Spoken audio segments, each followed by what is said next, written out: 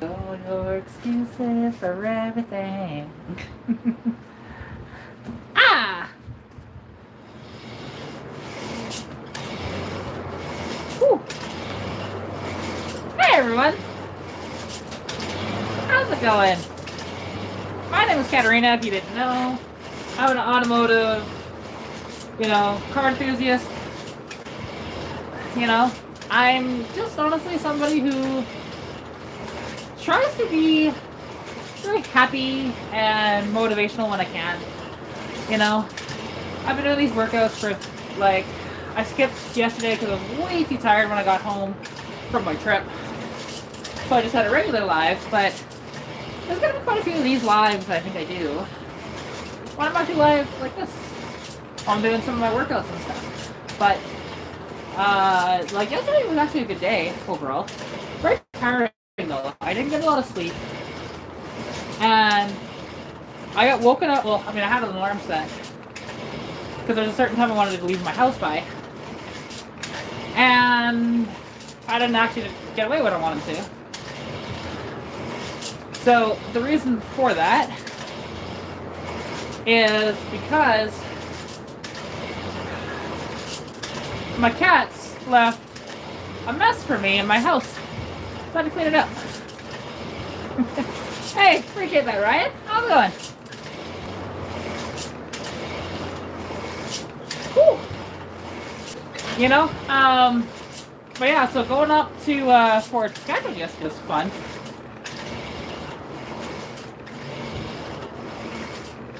Hey, let's frickin' go, Ryan! Woohoo! Here's hoping that works out for you, man. Because honestly, you deserve it, dude. And, hopefully that works out. You can keep the RX-7 and you can keep working on that thing. And then get on the road for the spring so I can get up there and I can drive that beauty. Hello, PJ. How's it going? Whew. And also, somebody was trying to critique the way that I actually did my rowing in the last live. And they said I wasn't leaning back far enough. That's as far back as I can lean. Oh god. Who is... Hang on.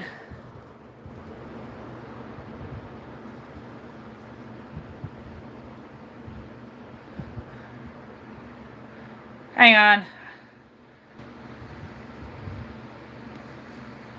There we go. Sorry. I had to get rid of a freaking idiot in the comments there. You guys didn't see that message because it was censored thing. So, and trust me, it was a sexist, awful fucking comment. And what am I doing?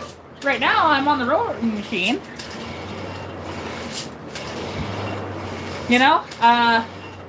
And working out while I chat cards and stuff like that with you guys. While I'm listening to some tunes and stuff. Hello, Amit. How's it going? Hey, of course, dude. You know how I am. I am always that absolutely positive vibe as much as I can. Whew. I am good, thanks. How are you doing, Amit? At least I think is that how you say your name? Amit? Hey, Ford guy, what's up, man? Nice to see you. Whew.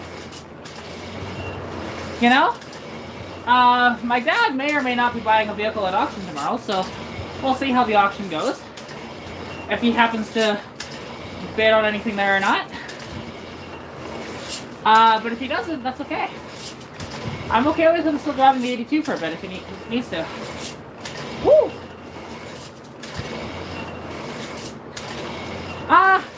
I don't actually exercise that often. I mean, this is only my second time exercising in about a year. So, but I'm trying to get a little more of this done. Hey, Will Dog. How's it hanging?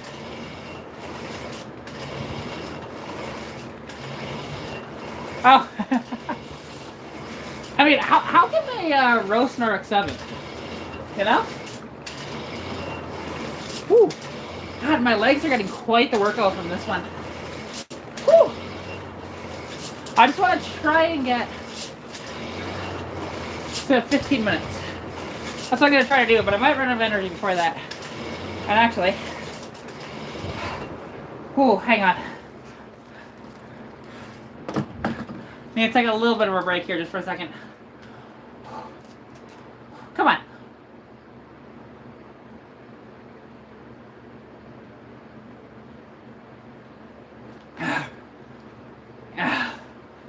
Whew.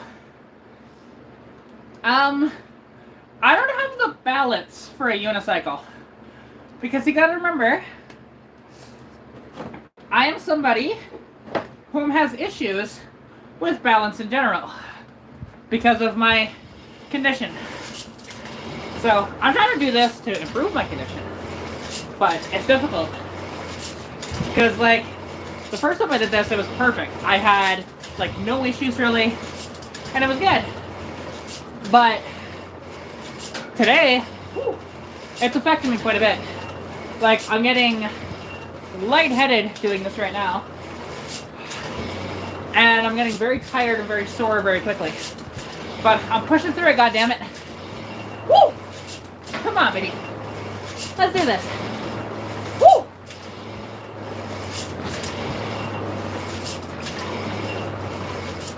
But, oh, I'm doing pretty good overall.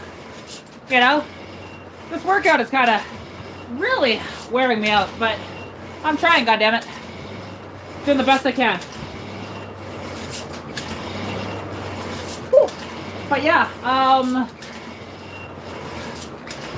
I can't believe how dirty the T-Bird was after yesterday's trip to Fort Saskatchewan.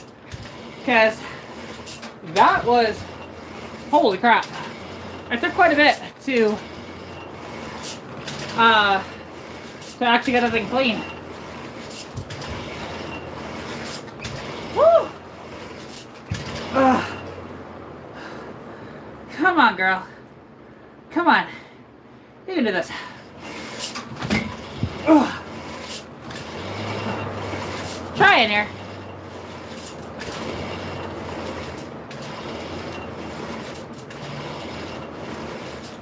Well, hey.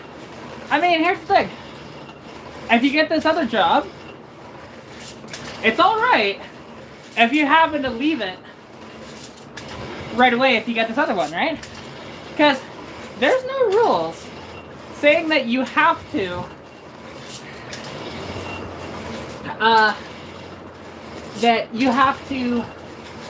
stay at that one job, right? Because most employers aren't going to give you the loyalty that you give them. Just remember that.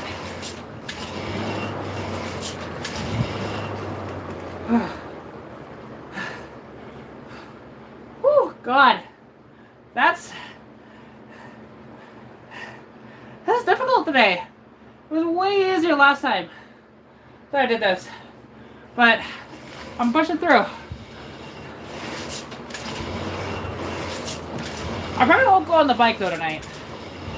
I'll just stay on this.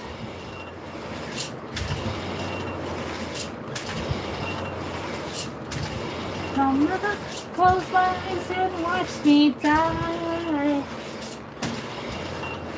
Good old belly palette. Whew, that was good fun. Okay.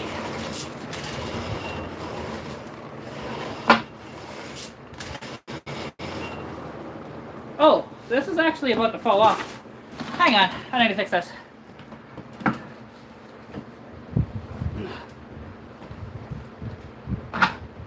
There we go.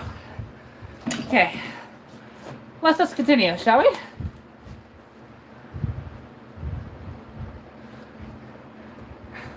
Oh yeah, like, because I thought I was gonna stay as a cab driver for quite a while, and I just haven't. And now my previous employer keeps trying to contact me I'm not really sure what he wants. He left me a voicemail, but I haven't looked at it. Because how he let me go was kind of ridiculous, but it's fine. You know, I'm not going to air that out, but...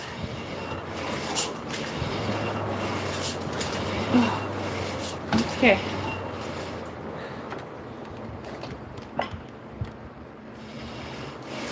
Come on, my love. Come on, my right. Ah.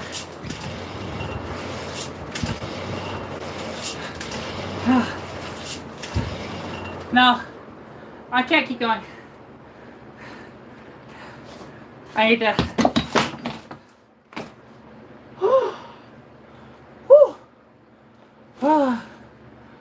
Okay. Yeah, I can't do doing the workout tonight. Whew. That's okay. You know what? I did 18 and a half minutes 2 days ago. I did almost 10 minutes off today. And I am not going to take my shirt off. If I do that, for one, that is nudity because obviously my bare breasts are going to be out. And yeah, that's just no. That's a no-go on this app at all, is to have anything like that. It's like, dude, if you want nudity, there's other websites for that, my man. And don't get me wrong, would I love to just take my shirt off right now and chill out like that? Abso-fucking-lutely. But because I am live on YouTube, I can't do that. Whew.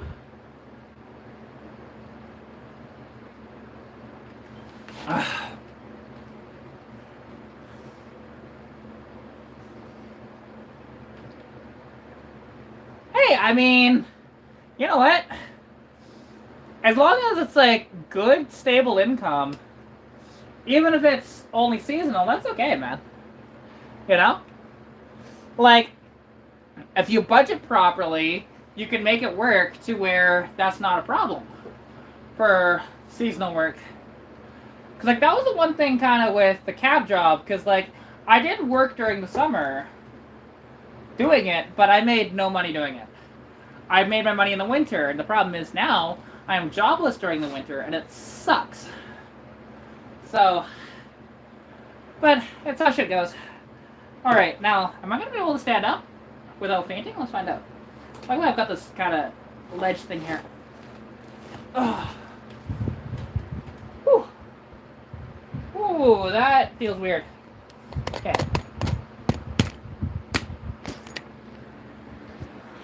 Okay. Whew. Okay.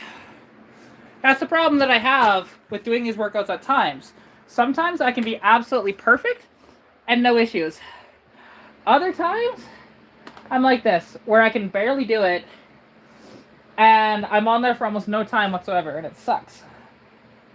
Because I'd like to be able to do my workouts every day, but it's just not possible with my condition.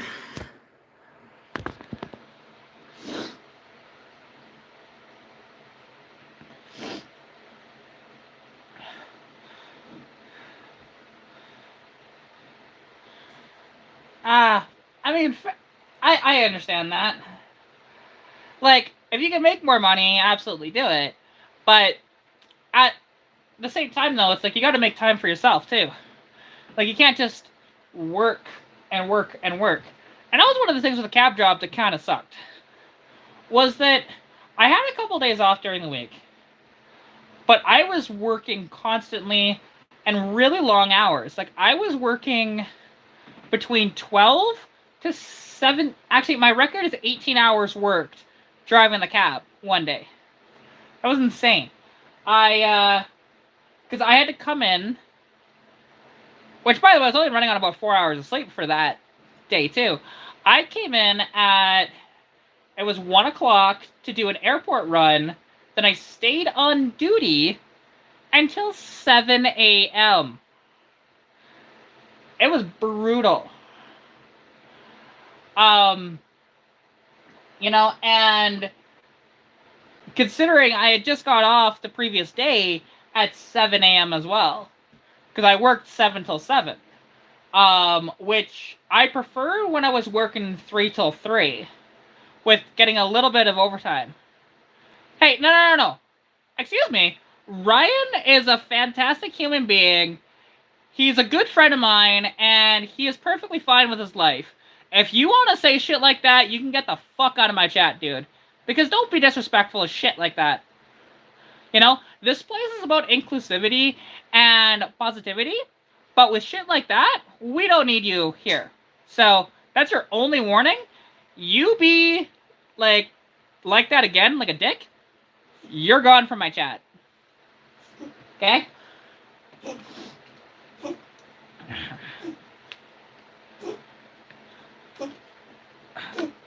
Yeah, like, for me, you know,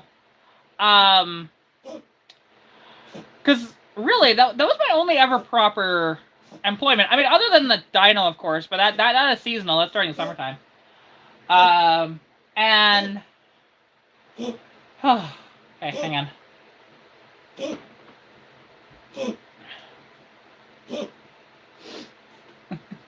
of course, I will defend my friends. You know, like, you're one of the more supportive people that I have here on my streams and in my comment section and everything, and it's fantastic. Like, I absolutely love, you know, what's, like, how you are and how you show yourself and everything. It's great. And balling on a budget? I ain't balling with anything, man. You know, I'm a girl who's broke as fuck and, you know, just sitting here, vibing. You know, with my headset that's, I mean, this headset could be expensive if you bought one brand new. Now, this one was new, but it was an auction buy, and ended up only costing, I think it was like $60 because of it. So it's not bad.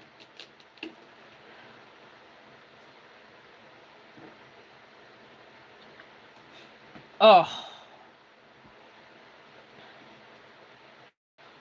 Oh, there we go.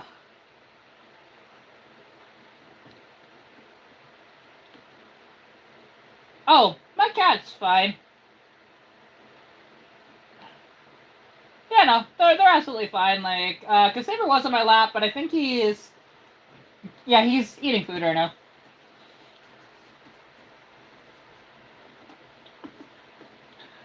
Wave bye.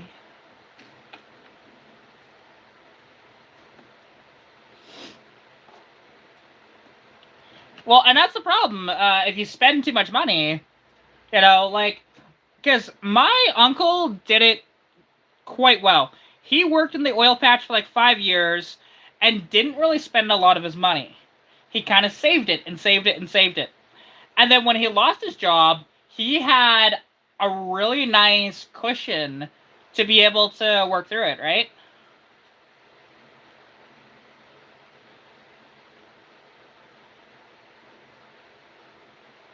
Really? Damn. I mean, that is... It's annoying when shit like that happens, but hey, that's good innovation, though. I mean, I understand, like, the cost of living is high. I mean, hell, even just me driving from here to Fort Saskatchewan and back, with food and everything and fuel, I spent like $80 to do that. You know? And considering that's a trip that I actually do not to Fort Saskatchewan, but to Edmonton quite often. Now, granted, I'm using a more fuel-efficient car than the T-Bird. But... And... From Russia? Oh, how's it going? Alberta here. Alberta, Canada. How's it going?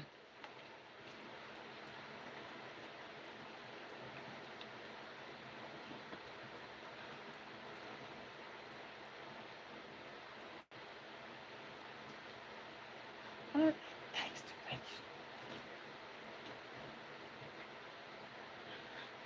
Ah, that's just a freaking vibe of song.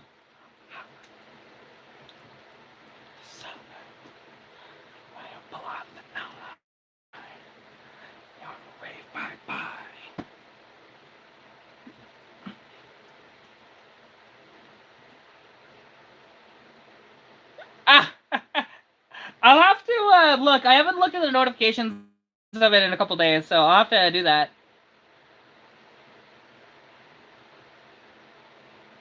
See, I understand that absolutely there, dude.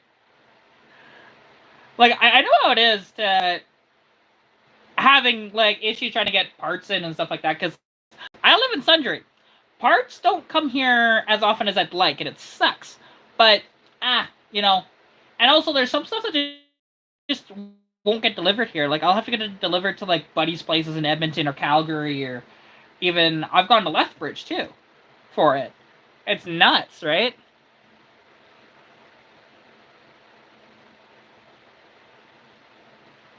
Hmm.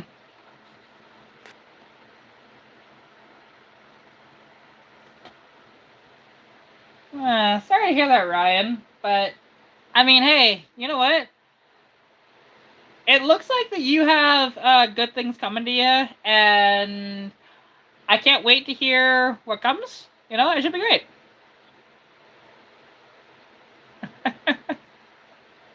Sounds good. Whew.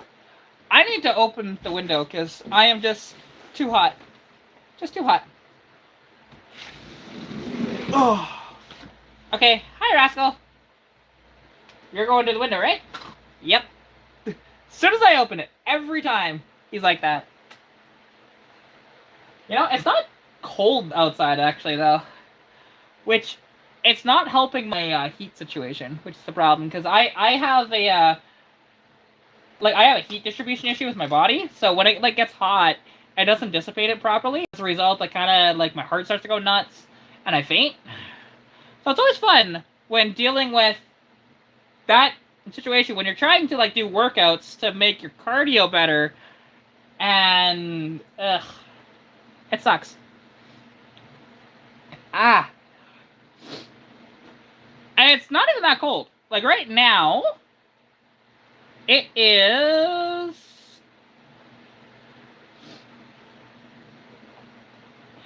It is -2 outside. So, really not cold at all. Oh, there we go. A little bit of a breeze with that coolness. Please come in the house. Thank you. I painted on the walls, 'cause I'm the one that falls. I'll never fight again, and this is how it ends. I mean, you are. We're not. Not here in Sundry.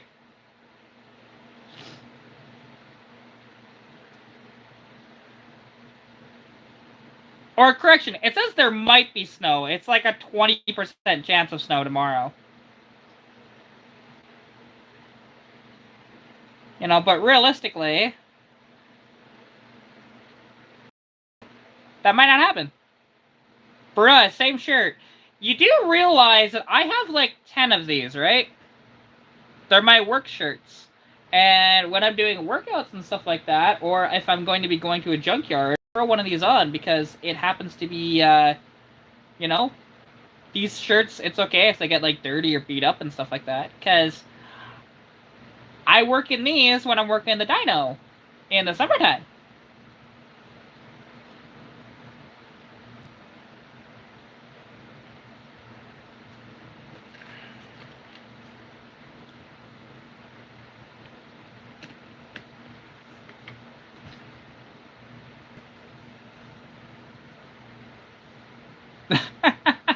Like, yes, I do wear these shirts quite often. I do like them.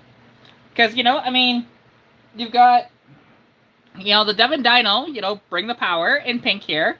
You've got my name over here. And on the back, it says Girl Power. And it has this, like, kind of futuristic looking outline of a car on the back. It's pretty neat. What's really awesome, though, is the whole thing with the girl power and stuff like that. That was actually motivated by what I do, which is pretty sweet, honestly. I do really like that, because when John told me that, I was surprised, but, you know, because he's been a fan of my YouTube channel for a couple of years, and when I started working with him, you know, a couple of years ago, it was pretty fun overall. That's why I did it, right? I'm not gonna get up out of this chair right now, because believe me, if I got up out of this chair at the moment, I'd probably faint. Because that's how I can kind of feel it in my brain and my heart, to be honest. Like, my heart is going like 1,000,000 miles a minute. And at any moment, my heart rate is going to drop, and that's when I faint. But then at the same time, when I'm sitting here, like when my heart rate drops when I'm sitting, what starts to happen is that I start to get this brain fog quite a bit, and it will make it more difficult to, like right now, to speak. Let's see, where am I at?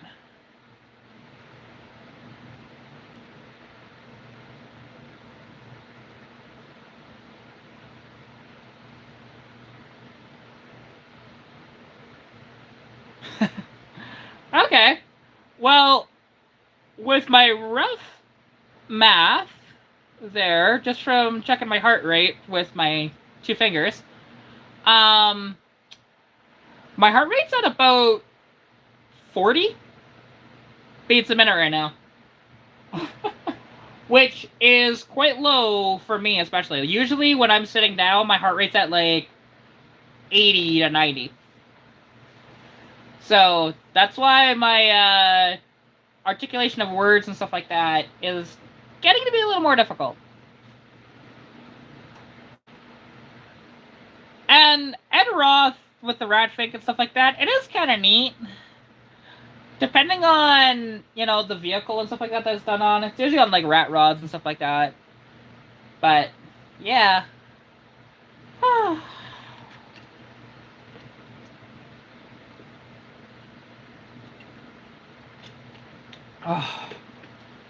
Whew. See now, and normally with these, when I'm feeling like this, I will shotgun these, no problem. Like, it's just, like, if you see me at any of the dyno days, you will see me drink about 8 to 10 of these within the span of about 4 hours.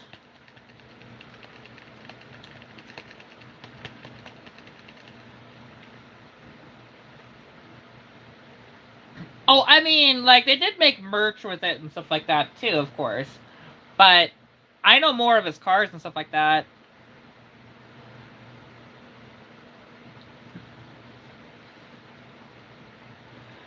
Ah, jeez. And my hair is just like a mess, whatever else, too, but... Like, I might just clean myself up tomorrow, because I don't even know if I'll be able to have a shower tonight with the way my body is. It might feel better later, but it's hard to say. Because these feelings can be... It could go away fairly quickly, or it can stick around for a while. And it sucks. But it is what it is.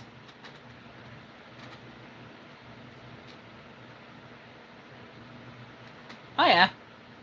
That's cool. I mean, who doesn't love that era of vehicles and the freedom that you have, because it's like, it's so old, so there's no safety standards for it, so do whatever you want with it, and that's the beauty of stuff like that, right? Oh.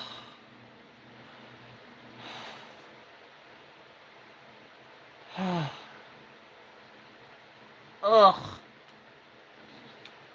Shit. Hey, Rascal, I know you're not gonna do this. You don't even know what I'm saying, but you should grab me another power rating, buddy. Eh?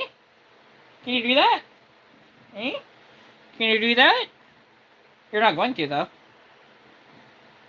I already know that, because I haven't trained you to do that. And to be fair, I don't think I can train you to do just about anything at this point.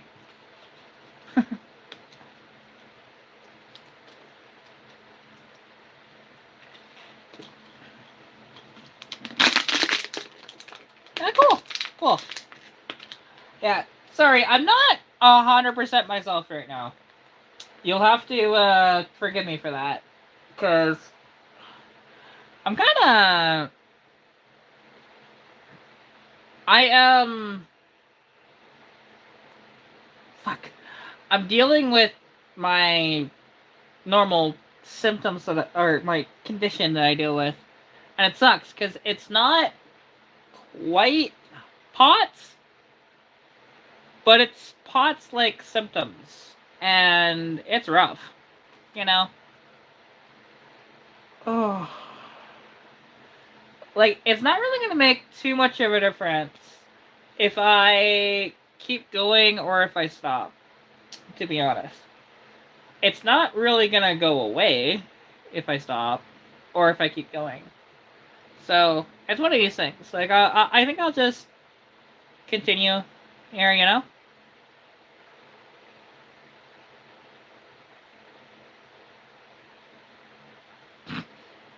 Did you say come to Canada to race to race any of my vehicles with your bike?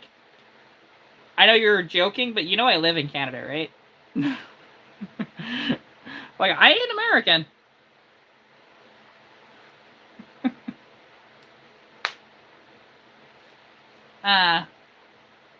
Okay, so yeah, you do understand that whole thing of, like, your heart rate going really high and then dropping, and dealing with a bunch of lightheadedness and fainting and all that shit. That's what I'm fighting right now, and it's fun. You know, because... and then the fucking brain fog, man. Sucks.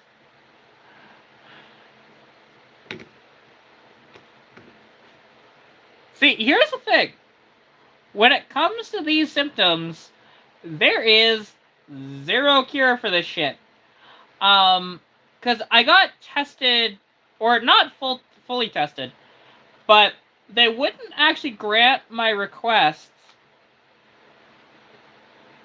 They didn't, like, the doctors didn't grant my request to get a table test done.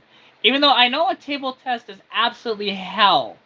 But it gives you a good indication of whether you actually have POTS or not. So... yes, actually, mine does too. Like, the colder and hotter it gets, the worse I am. Now, right now, like, this time of year, when we're getting the Chinooks and stuff like that, it's much better for me. This is where I'm, like, a little more stable, when it's, you know, +5, +10. As it starts to go less than that, or more than that, that's when it starts to get worse. So it is interesting, like, if any of you are ever at any of the dyno days that we put on, you'll see me at one point in the day that I'll kind of, like, crash, basically. And I have to sit down and relax, basically, and chug one of my Powerades. And after about 10 or 15 minutes, then I'm good to go again. But until then... oh.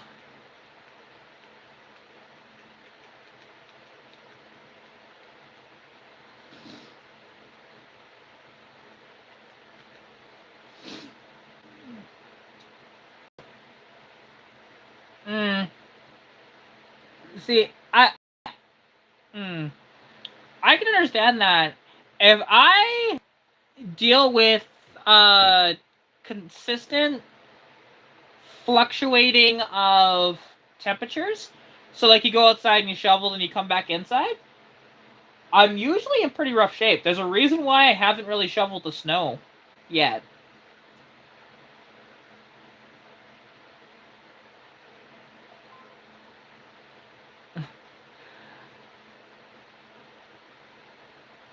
Exactly. I mean, we're here for a good time, right?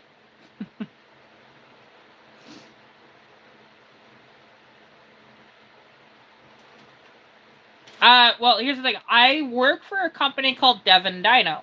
In fact, I'll be taking it over in years to come. But, with dyno, we have a... Sorry. Brain. We use a Dynocom trailer dyno. It is 19 feet long. It weighs about 12,000 pounds. It has some decent height to it, so lowered vehicles can be a bit of a pain in the ass, but we have mostly figured out how to get lowered vehicles on and off our dyno now. Just, it took getting embarrassed in Fort Mac, to be honest, earlier this year. Because when we go to Fort Mac, which we go to Fort Mac twice a year, and yes, it is a mobile dyno. We had this Chevy, like this 40, I think it was a 48 Chevy. It was on the ground, and it was a static drop. Like, no joke, it was sitting about this far off the ground. Sweet-ass truck. However, it was, we couldn't get him to go up forward. We tried for way too long, and then finally we had him go to the other side and back onto the dyno.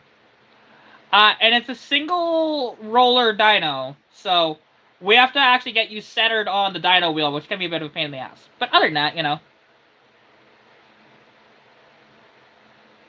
Hey, Kim. How's it going? Nice to see you in the chat, girl. Been a while.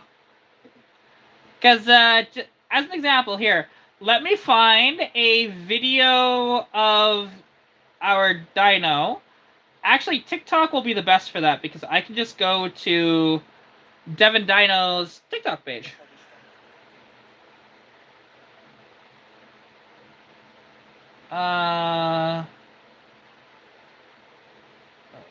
Friends.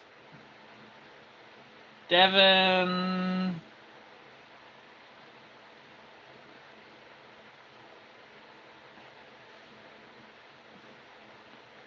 And actually, there is a video of that Chevy. I will find it, because I know he did post it a little while ago. Where is it? There's that frickin' thing.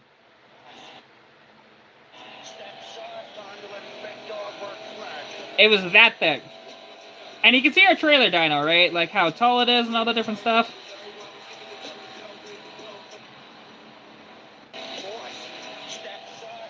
But... and that thing was sweet. It's only got a little small block Chevy in it. It made, I think, like 310, I think it was, horsepower. You know, that one.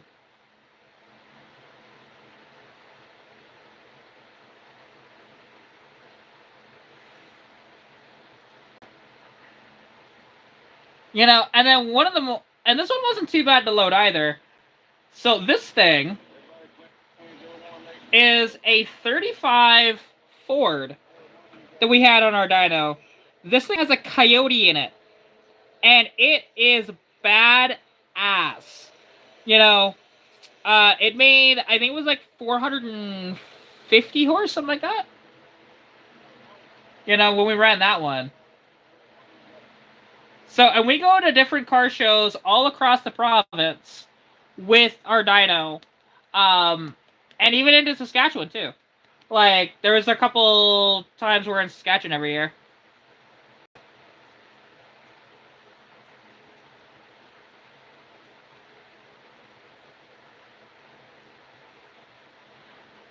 But then also, actually what I want to do here is, hang on. No, get out of that. There we go. Okay. I want to find that truck. Because this is a reminder for anybody, especially if you have a dyno, or sorry, if you have a diesel and you build it up, please, please, please, for the love of God, do two things. Put a drive shaft loop on it, and get an upgraded drive shaft / U-bolts, because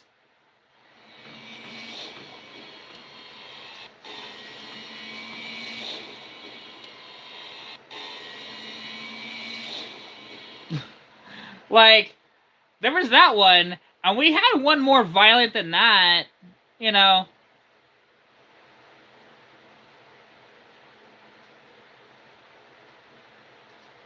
And where was that other one?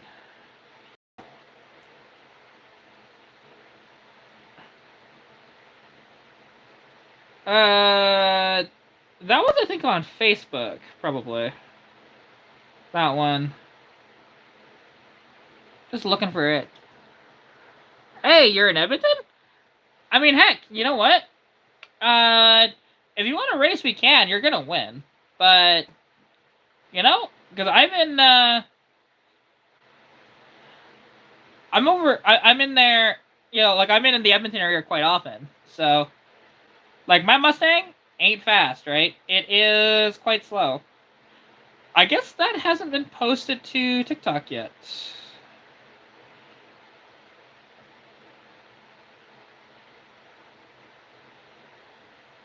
Yeah, hasn't been posted to TikTok yet. It's on Facebook somewhere. I have to find that, but if I scroll far enough on TikTok, I can find the video of that. Go on to my page. Profile. See if I can find it. Again, I think your probe would actually beat me, to be honest. You know, you're gonna have more power than I do. Probably weighs less than my car too. You know.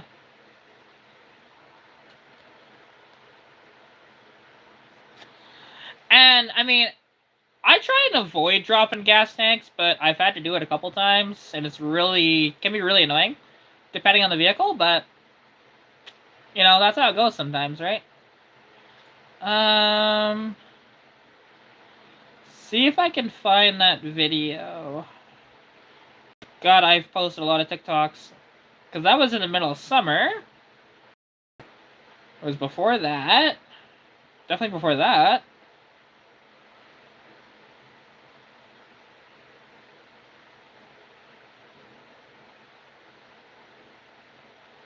Oh, you're permanently removing your rear tank? Why? Just out of curiosity? There it is.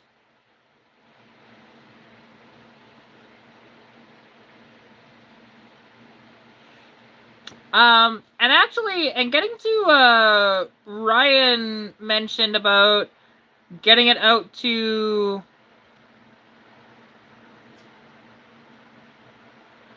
Drift Days in Fort Saskatchewan. If they contact us, you know, we can potentially book it and bring it, just depending. Like, we're gonna be at,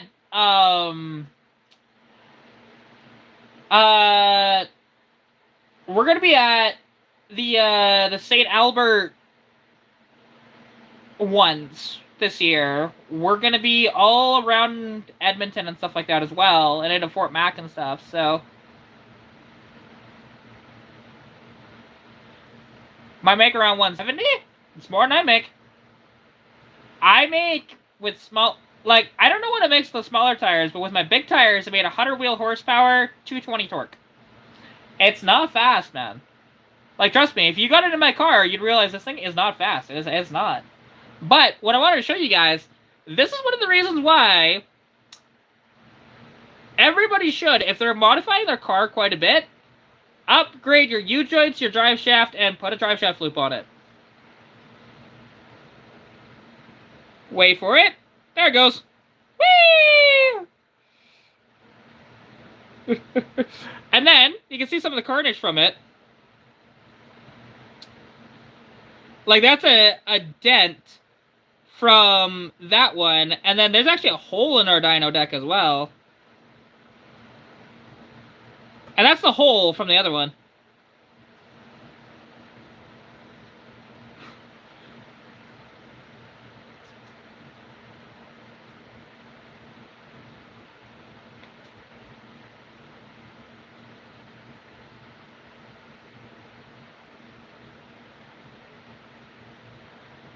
Hey, I'm doing good. How are you doing, Kevin? You know, I'm starting to feel better. But, and like, Because, yeah, I've been dealing with some of my symptoms of my condition tonight. It sucks, but it is what it is. Oh, absolutely. Like, not every car has to. Like, here's the thing. People who drive my car will probably have more fun driving my car than some of their faster vehicles. Because here's the thing. When you drive these, these faster cars, well, the problem is you can't really do what you want with it as much, right? Like, because my car, you can go from a stoplight to 60 kilometers an hour, absolutely romping on it and banging through gears without really speeding. It's quite fun. And yes, that is Rascal! Oh, he's going nuts because he smells something outside. Rascal! Yeah, he doesn't care.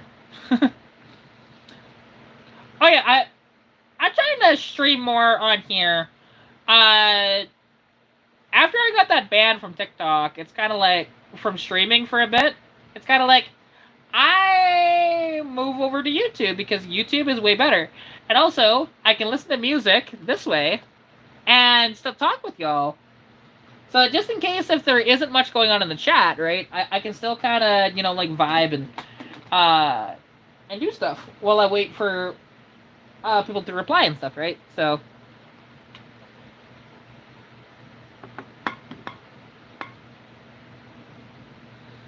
Exactly. Like, my car, don't get me wrong, with the smaller tires on it, you can speed. And you can get the tires to spin and all that stuff, Like, just, you dump that clutch, and you will spin the tire on that thing. It's not hard to do, but...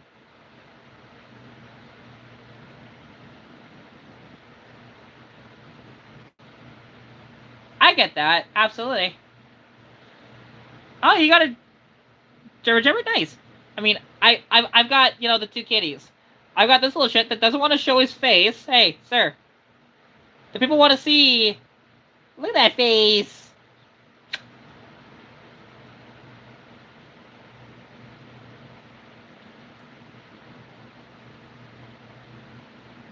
Now, hang on. When did Calgary start using salt again? Because I thought we used like, don't get me wrong. We still use salt on the roads a little bit, but more of like a sand-salt mixture. Like, when did that start to... When did they change that?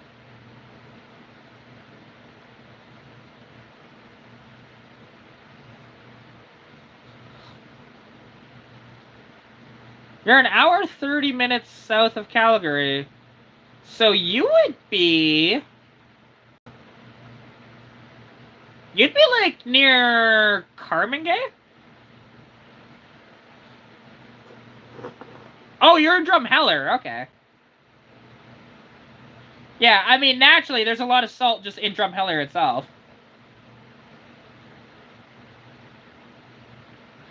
I mean, BC uses beet juice more.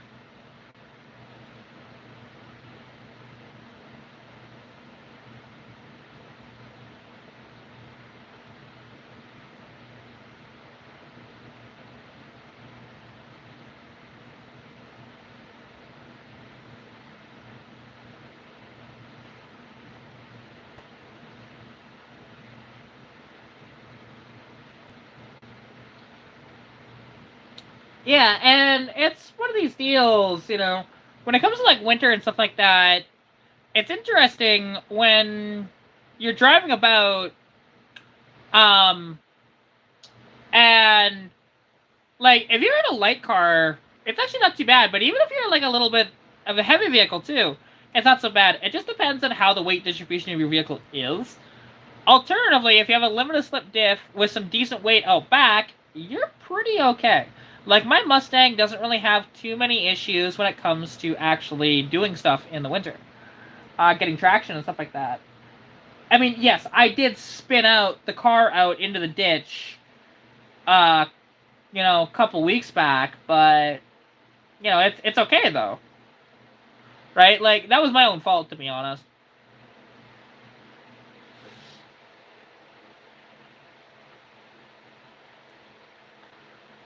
And the 300 inline six is 490 pounds with accessories. You know, my little inline six is only 360 pounds. So there's quite a bit of a difference there. Like the 306 is heavier than a 5 liter by about 30-ish pounds.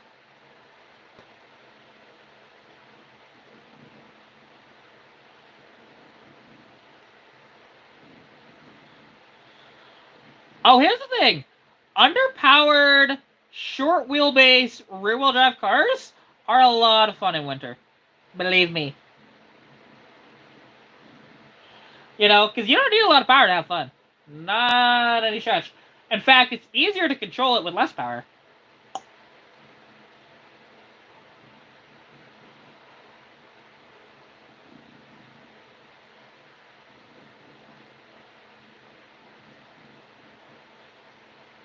Oh, there you go. You got a 4x4. Nice.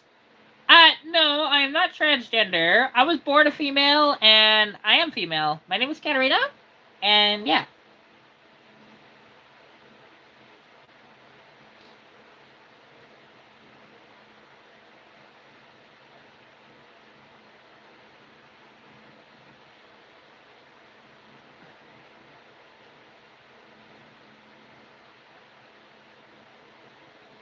Oh, okay, that's not too bad. And having that taller gear probably actually helps you a little bit, too, with keeping it in control. Mine with a 355 in the winter isn't as good as when I had, like, the 273s for that, but I'll take 355s over 273s any day of the week, though.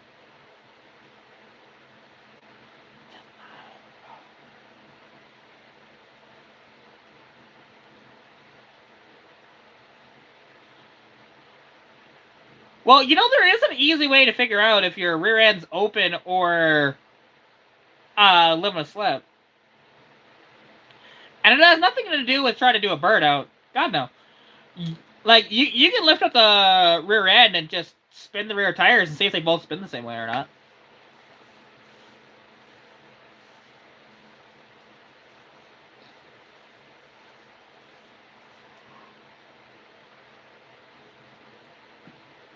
Oh, fun!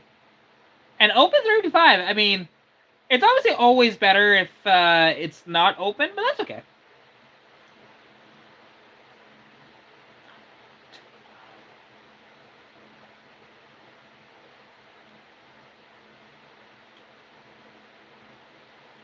Really? You kept blowing the transfer case and transmission with 355s. I mean, what were you doing? Clutch dumping on all the time? Like, because you shouldn't have been breaking like NP 435. You know, transmissions and those transfer cases are pretty tough too. Like, wait, what do you mean? Kept blowing it lengthwise? Acted puzzled.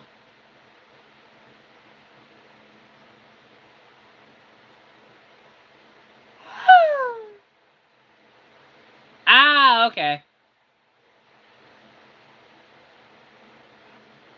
Oh, it was an automatic. Okay, that makes sense.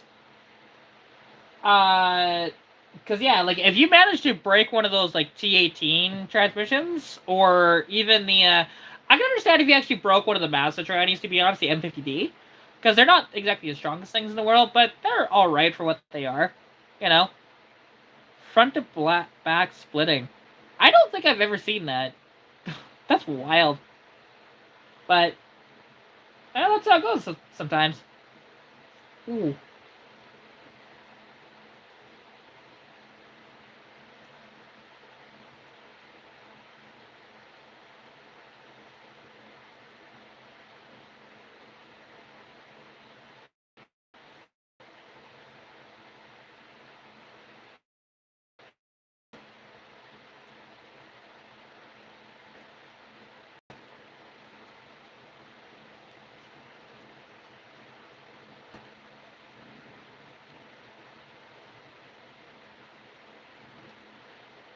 See that? Why can't you have 4x4 engaged on pavement? That's wild.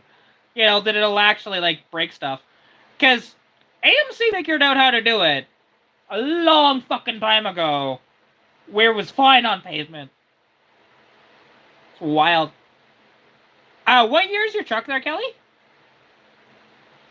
Alive for you, I'm away. Because of you, I'm alive. Told you I'm away. Swallowing you.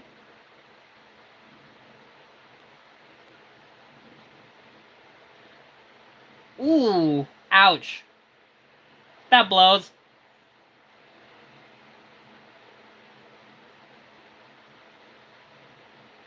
Oh, it's 93.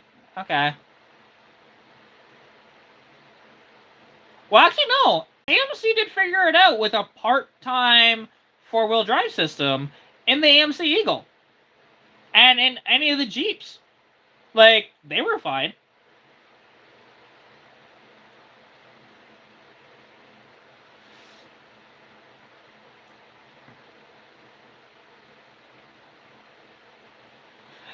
You see, being in 93, it's probably more difficult to find that transfer case, to be honest.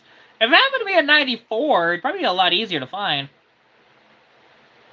You I'm away, swallowing you. For you I'm away, because of you. The AMC used a different system. Well, here's the thing. They still had a part-time four-wheel drive system. It wasn't, all-time four-wheel drive. And now, here's something interesting about the 300 inline six. There are 3 different types of 300 inline sixes that you'll get. And there's no rhyme or reason for any of this. Especially with the injected models. You can have one that's an absolute dog, like slowest thing on the planet, but gets really good fuel economy. Or it'll be an absolute rocket.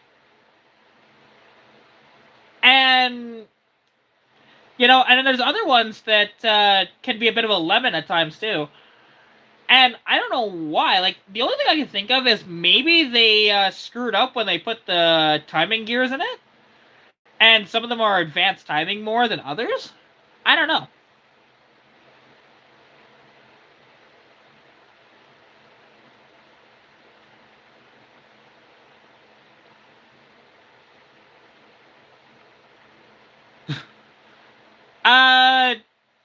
I'm sorry to tell you, Ryan, but all of my cars work perfectly.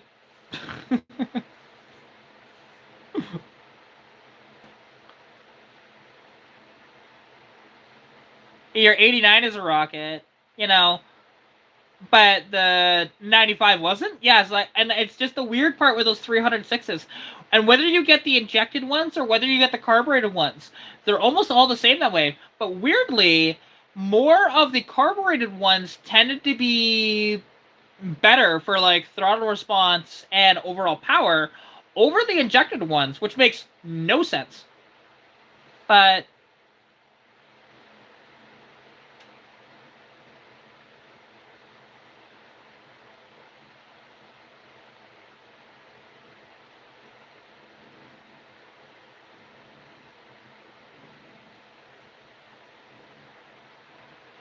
I have VSA. And let's see, the Mercedes W140, that is like the 80s Mercedes, I think? Is that like late 70s into the 80s Mercedes like 3 Series? I'm trying to remember which one that is. Well,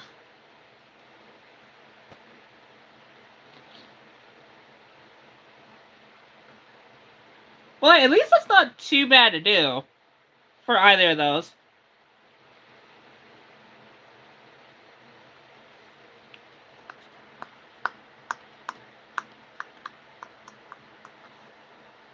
And wait, and Zenad, you sold a 63 Falcon?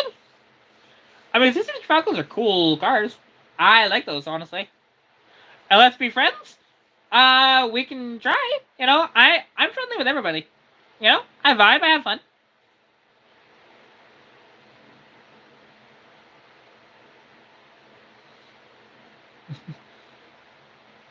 And actually, I need to make sure. I'm feeling something in my eye, and I just need to make sure. No, okay, it's okay. So far. The one thing is, I keep getting infections in this eye specifically. So I always got to make sure that it's okay. Because when I start to feel stuff in the eye, I do want to, like, potentially get my, eye drops, which are just right over there, to be fair, but... Oh god, you're gonna try and do that and try and make me say something that is, very racist? Come on, dude.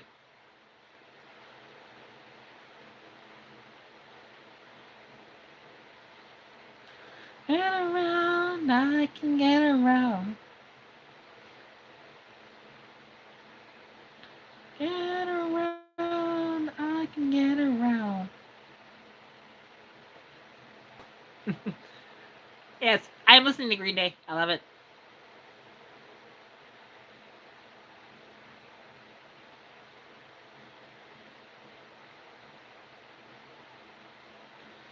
Oh, yeah, it's way better if you do upgrade those timing gears because the nylon gears that they had was dumb. Ooh. I would say the OM606 is better because if I remember correctly, that is the Mercedes diesel that's just freaking indestructible. I know the M57 is a BMW diesel that people love to build, but I'll take the Mercedes diesel over the BMW diesel any day of the week. Because all you gotta do with the Mercedes diesel is every 500,000 miles, just you know, adjust the rocker arms and you're good to go. Quite literally. And what do you mean if a Chrysler Conquest still had decent deals? What? What do you mean there, Ryan?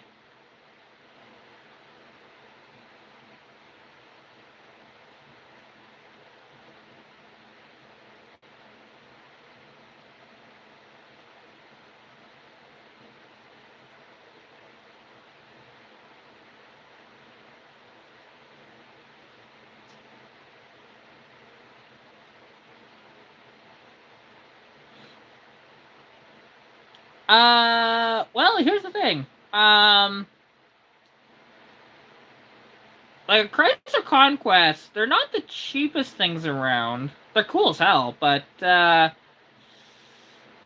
you know, I mean, they're kind of all over the place with value. To be honest, they're kind of rare to find to actually market one properly. I've seen them for as high as 15 grand. I've seen them as low as 5 grand. You know,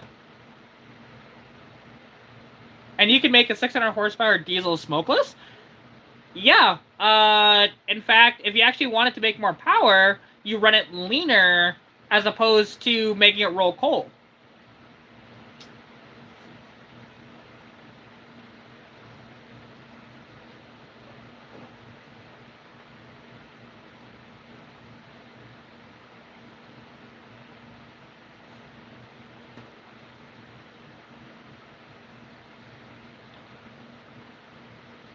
Like a chomp.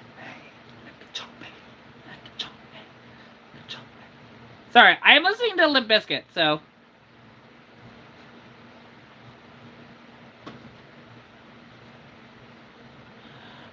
we gave it back to the guy that we bought it off of.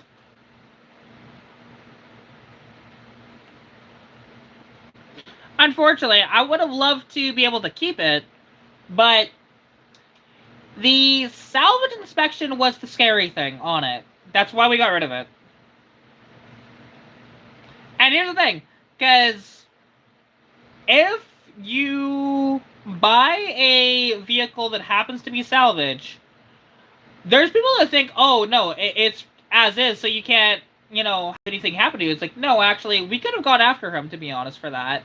But realistically, he was kind and gracious enough to just give us our money back, even though we technically lost money on it, but that's okay. Merc deals to swap his Patriot? Well, at least it'd be reliable at that point.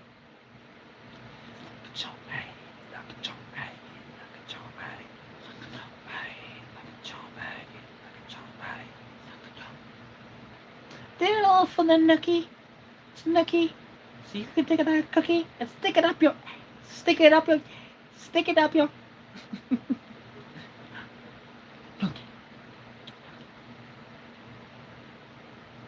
Nice. That's awesome. I love it. And now, hang on. You convert a VTEC to diesel? Let me ask you this. What did you do to actually increase the compression ratio enough for it to accept diesel?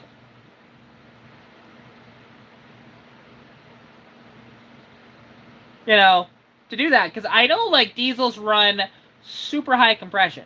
Like, very high compression. You can't just shove glow plugs in it and call it a day. That's not how that works.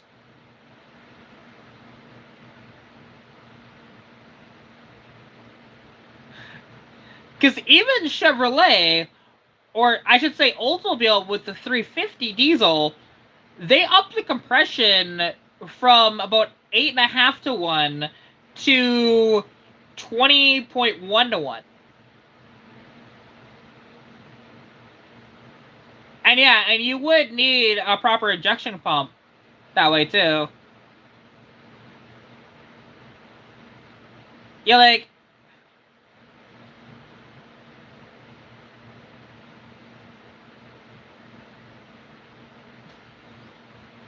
See, here's the thing. Everything you're saying is not making me believe you, because me and Kim are telling you of what you need to do to convert a motor to diesel, and you're not actually telling us at all.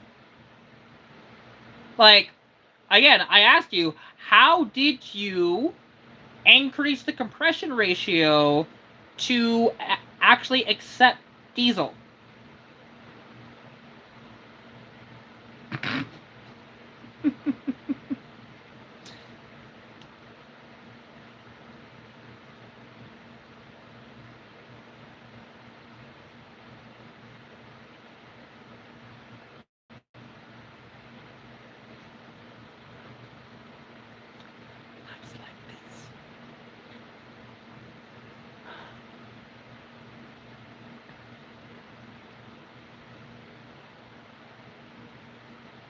Big turbo and downgrade fuel delivery. See, again, you're not answering my question of how did you increase the compression so that it would accept the diesel?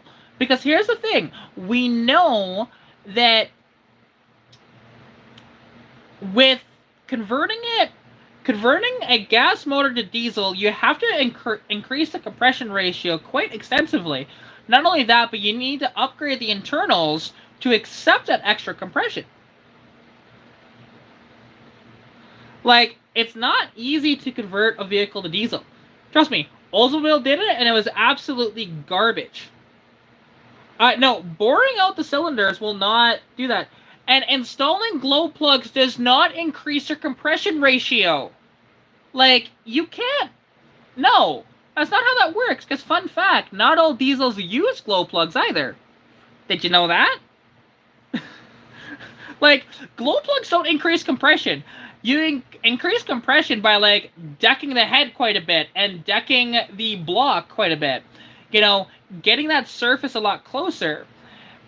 Shit like that. You put, like, dome pistons in and you make it so that's like a dome in the, you know, in the heads. Like, that's the thing. Because all glow plugs do is warm up the cylinder so that the vehicle starts easier.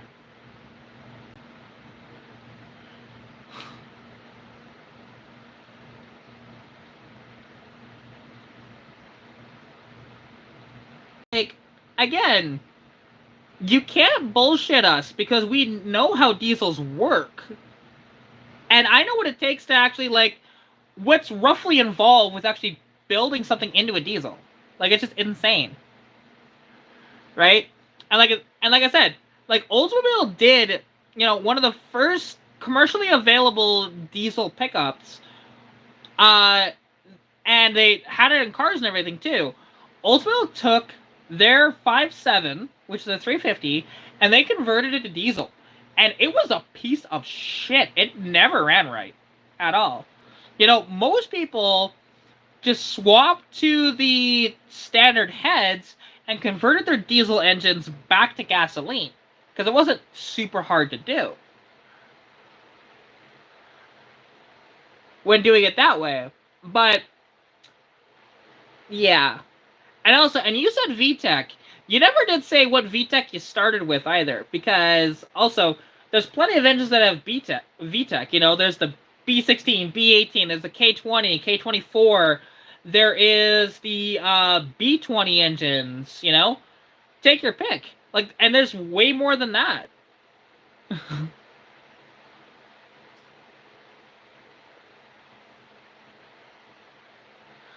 Still promise me I'm never gonna find you fake ass. And here's the thing, Ryan. I don't know if you picked the more expensive thing or not. Like, a rotary comparatively to a diesel, that's gonna be really close for how much it costs to actually do anything with. Be very close.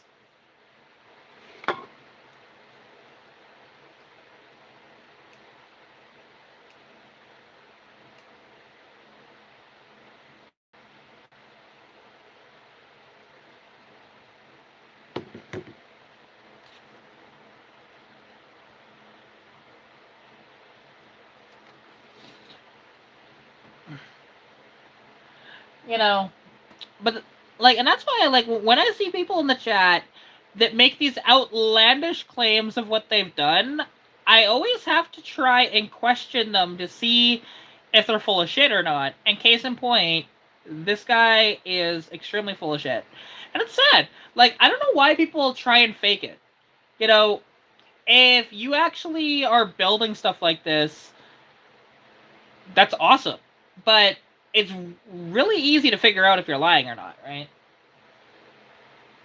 Because, like, I know people, as an example, you know, like, a good friend of mine that lives in California, he is amazing with what he does, and he's an engineer. He is actually, so he has zero emission systems on his Lincoln Mark 7, but he's made his own cylinder deactivation system, so he actually still passes smog tests. Because he puts it into 4-cylinder mode and passes a smog test.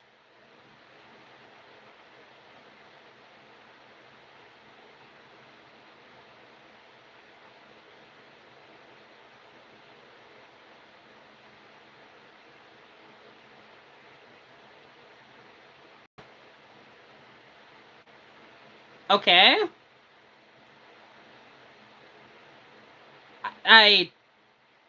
That still isn't answering anything we've said, dude.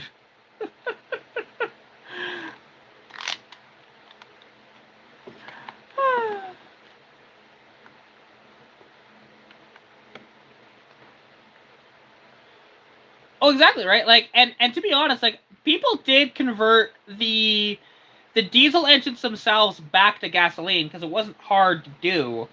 You just have to swap the heads, basically, and you had to take off the injection pump. And, you know, and that was about it, right? And then, boom, you can run it on that. But then also, like, you gotta swap the, I think the gas tank might be a little different, too, if I remember correctly, but yeah, like, those 350 diesels were not great. It was kind of a haphazard attempt at making a diesel, and didn't really work that well.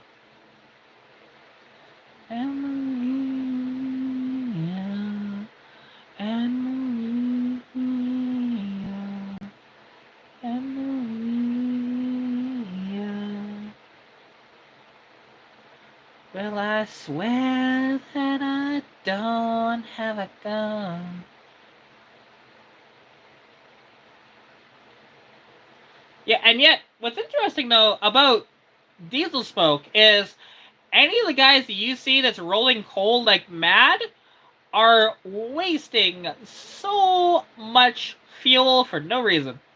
The only time you should actually see an engine or like a diesel rolling coal is if they're brake boosting it. That's the only time you should really see them roll coal.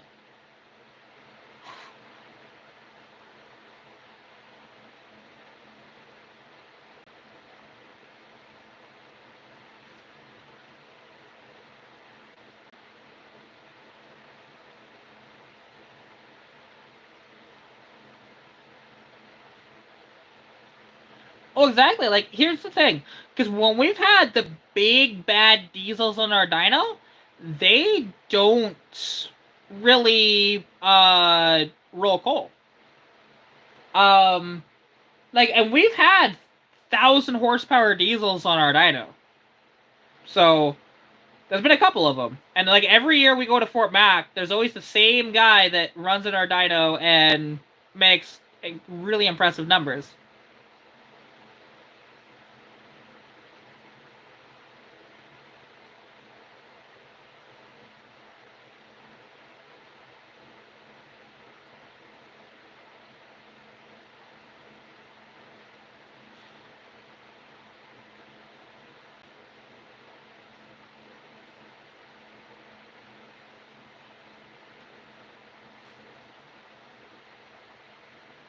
Oh yeah, like it is crazy with diesels and how long they last and stuff like that. Because like Kim said, right?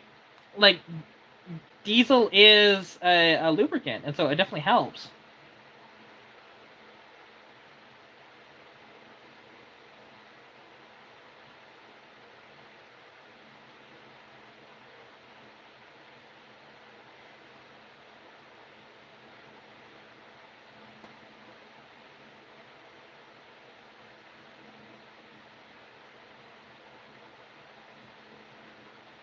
Wait, hang on a minute. You got a Chevy truck with a 4.3 V6 to actually get good fuel economy? This is ludicrous. That's not possible. What? Because 4.3s are notorious for not getting good fuel economy. So that's interesting.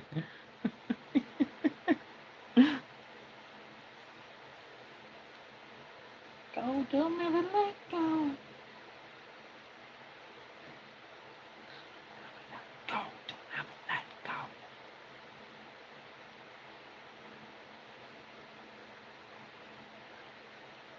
Like, I know that people that had a like OBSs with the 4.3 in it, a lot of guys would swap it out for a 350 and get almost identical fuel economy, which is wild to think about.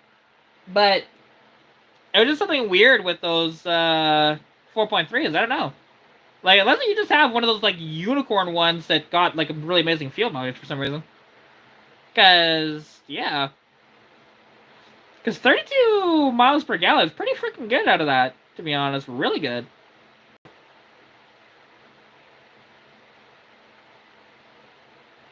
Well, hey, fingers crossed for you, Ryan. 5-speed manual short box 2-wheel drive 99. Huh. Interesting.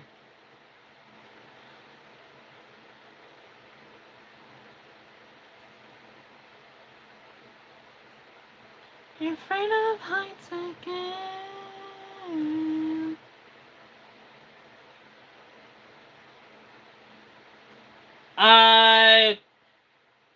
If those gears are actually geared correctly for the diesel, because here's the thing. If you wanted to put a 10-speed behind, like, as an example, you want to put the 10-speed that Ford uses as an example in the Mustang, and you want to throw that behind a diesel, well, you'd have to completely strip out the gearing and stuff like that in that, because you'd over-rev the piss out of that diesel and probably blow it up. Like, it wouldn't work out too well.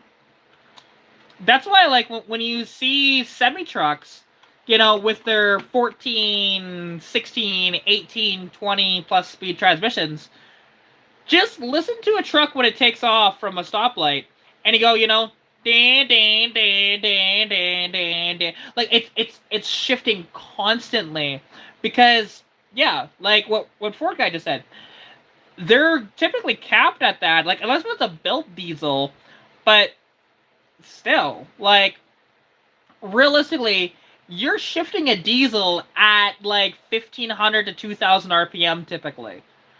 So it's not really doing much. Like, to put in a 10 speed, unless if you do custom gearing in it, makes no sense to do whatsoever.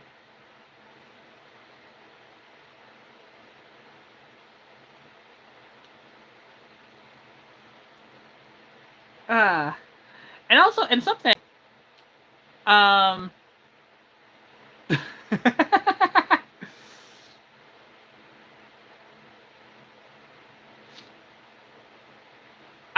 you don't need more gears.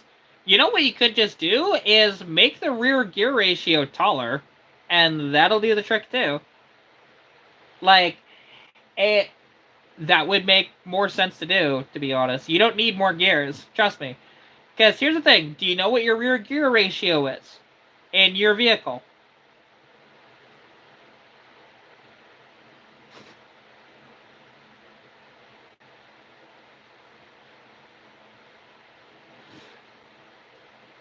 Yeah, we gotta remember though, like, yes, there is the transmission drive, like, the final drive ratio on the transmission gear.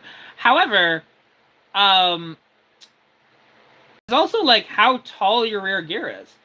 You know, like, if you got, like, a 355 as an example, that thing's gonna rev out so quickly.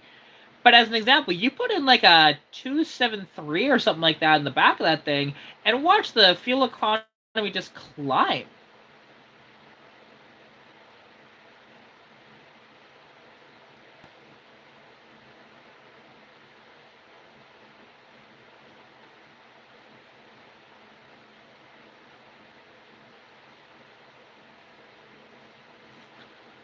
Also, I just want to show you guys something really quick. It's a sleepy kitty.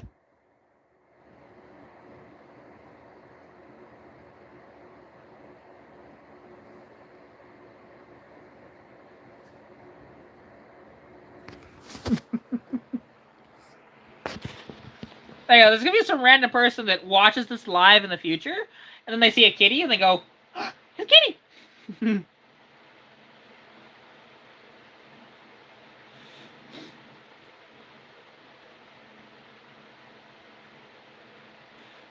Yeah, but also, like, how tall of tires do you run on your dually as well?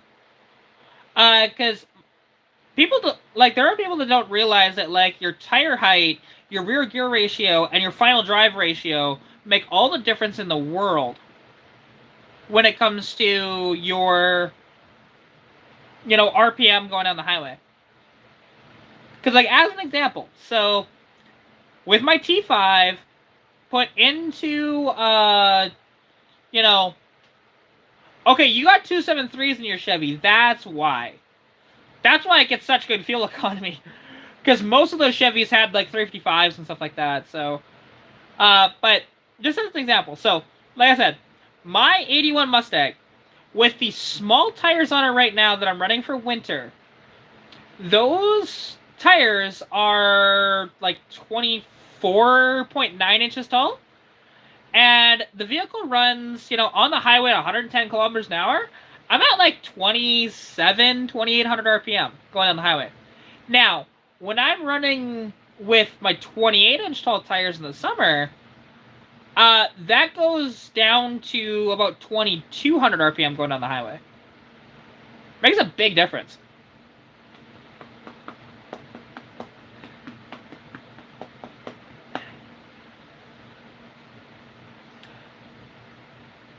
Hey Ryan, no worries. Appreciate you coming out. It was fun chatting with you as always. Take care, and I'll catch you later, man. Peace out.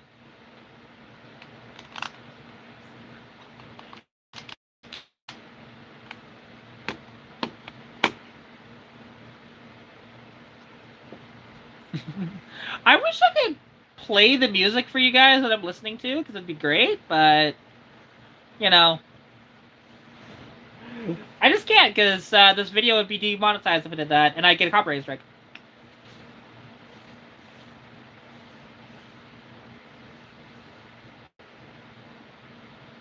You're at 1,700?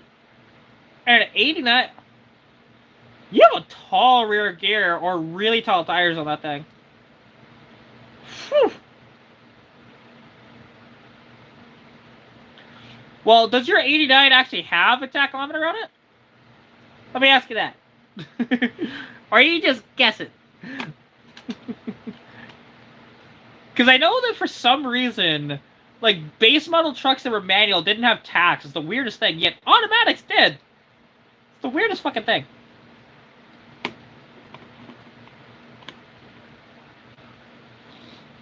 Three-weight gear, 235, 75. Whew, yeah, those are pretty tall tires, actually. Let's see. What is the...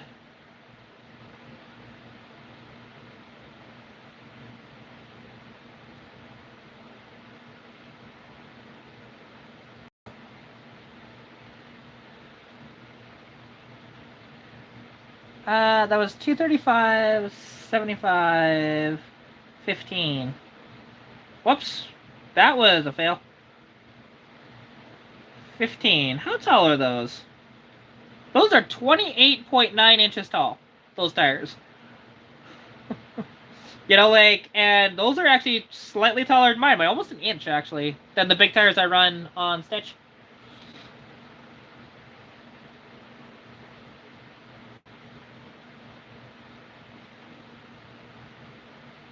Ooh, nice. It's like loaded too. Nice.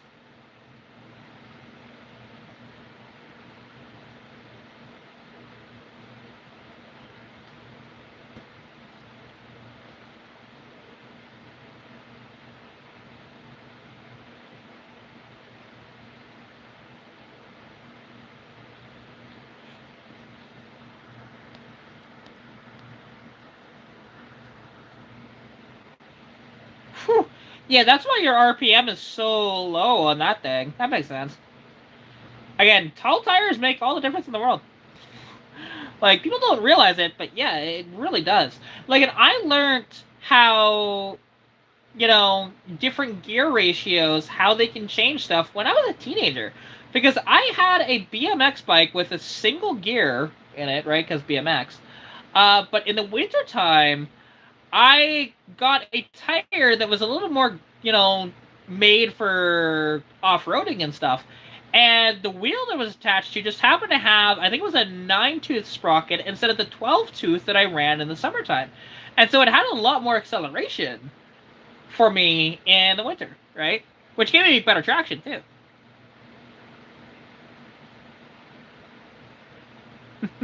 Well, yeah, I appreciate that, Jeremy. Yeah, I mean, this just comes from a lifetime of researching. Now, I will say, though, that I don't know everything, but I do know a decent amount. Like, what I tell people is that I know a little about a lot. Like, even some of the shit that I know that it's not necessary to know, but I do know it. Like, as an example, if you want to find a 1970 Mopar, you know, the two color codes that you want to try and find if you want the highest value / rarest vehicles is TX9 paint code or FM3. TX9 is factory black, where FM3 is Moulin Rouge, aka Panther Pink.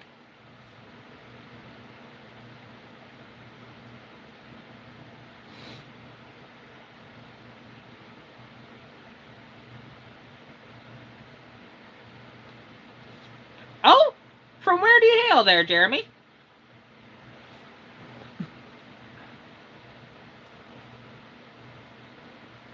Because you say that, you know, good to see some local YouTubers. I'm just curious where you're at. Ah, you're in Edmonton. Cool. Cool. Yeah, not too far. I mean, I was just there yesterday. Fun fact.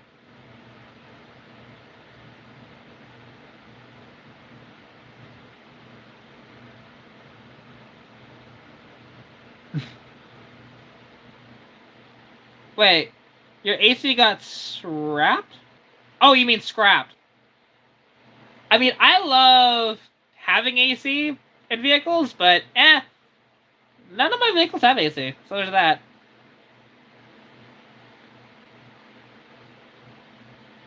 Well, I mean, you could get a new pump, though. Like, I don't know why people just delete AC. If they don't want it, just, you know, like, because realistically, unless you actually have the AC on, it's not really like doing that much of a difference for overall power. I mean, you're in a truck. Unless you're going for a hot rod, AC in a truck is fine. Having that better weight is much better too, right? And what happens if you do an AC delete on a diesel? Nothing's really going to change.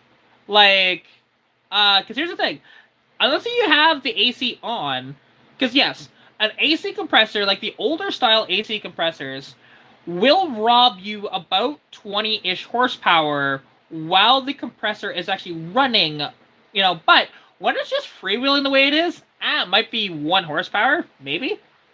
Like, that's even on the old stuff, right? But yeah, and like what Digital Jeremy said, modern AC is so efficient that actually some vehicles, such as the Hellcat, Chargers and Challengers and stuff, they actually use the air conditioning system in those vehicles as an intercooler for the supercharger. It's pretty cool.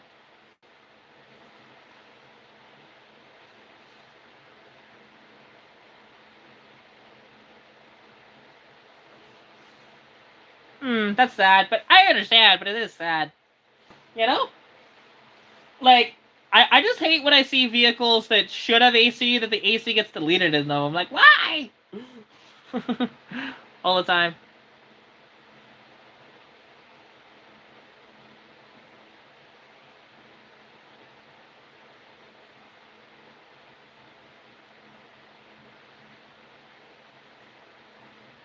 Ah, shit.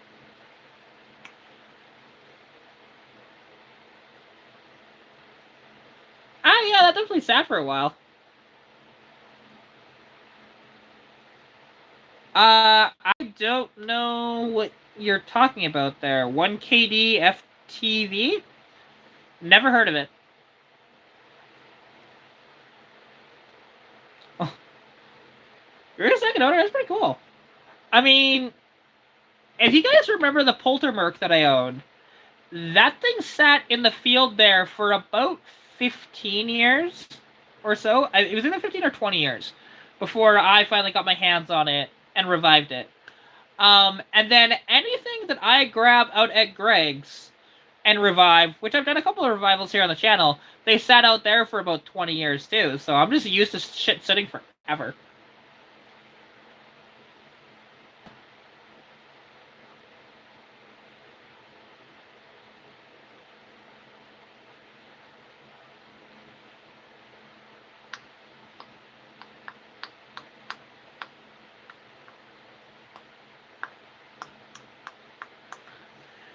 Hi, Adrian. How goes it? Adrian Espinoza.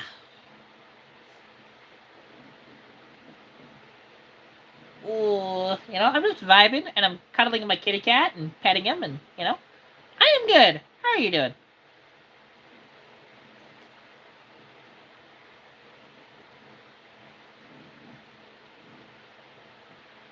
Oh, big scritches for the kitten.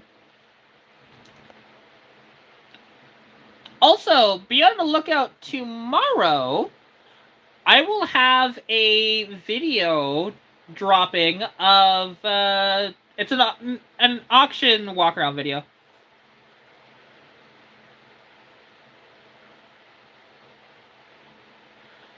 Now, here's the thing. So you said that you created your own diesel by using a Honda VTEC engine and converting it over to diesel. But you don't know what you need to run a diesel? Your story ain't lining up there.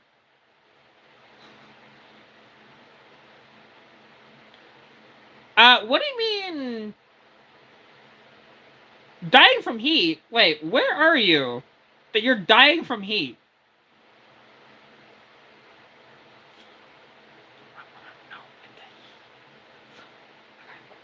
Holocaust to let that happen.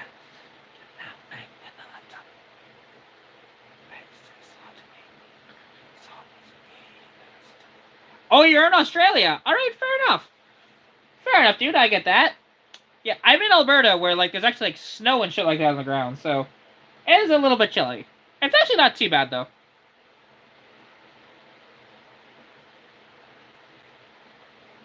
Oh, no worries there, Will Dog. Take care, dude, and I'll catch you soon, man. Peace out.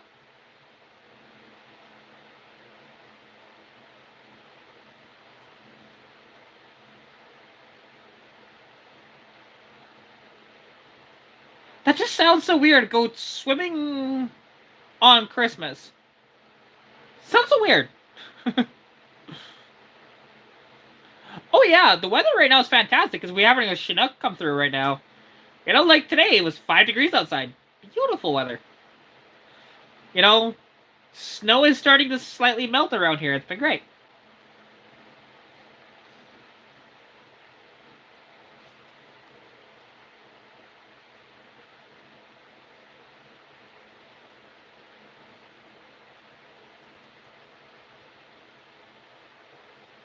Sorry. I was just rocking out to, some Disturbed.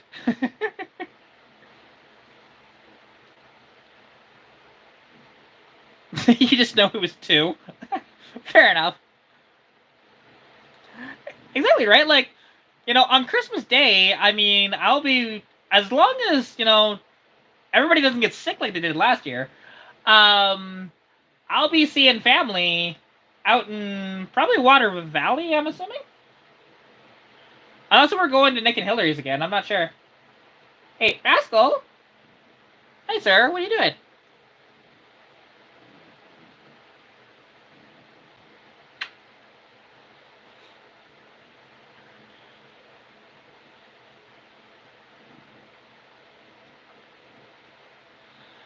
Oh, here's the thing. It can hit plus 40 here, too. Like, that's not unheard of. Because here's the thing. If anybody has been to Lethbridge during the summertime, they will know. Right? They will know. Well, no. Adrian is from Australia, so he is talking about Celsius, not Fahrenheit. I'm checking my head, but no one's home. Oh, we're right. God is on.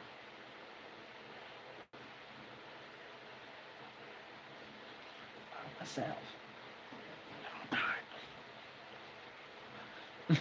Hey, I grew up in Deathbridge, so it's still I still love Lethbridge, but it's definitely a shithole now. It's sad, but it's still my home though.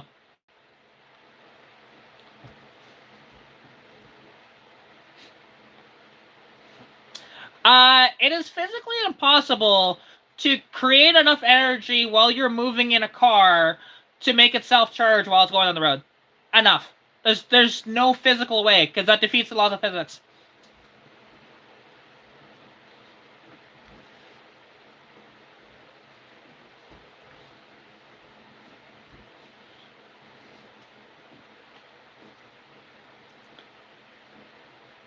Again, it's not gonna work, I promise you. There's a reason why those don't exist in the market right now. Just to death, I'm in the zone. I'm checking my head, but no one's home. The mood is right, the party's on. Again, there's a reason why it doesn't exist in the marketplace. It doesn't work. You might be able to get a little bit extra charge doing it, but it's not going to be fully self-charging. Because that defeats the laws of physics. Like, you'd have to have an alternator the size of, put it this way. So, as an example, in a Tesla EV, if you were to make an alternator big enough to charge the car while it's going down the road, that alternator would weigh more than the car does. Just putting that out there.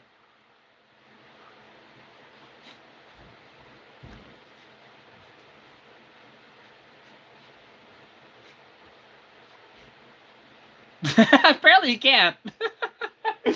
What was that first one to spell science? Jesus, man.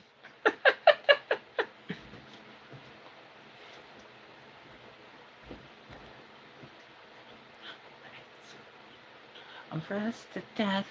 I'm in the zone. More alternator turbine to mount? What? What are you talking about?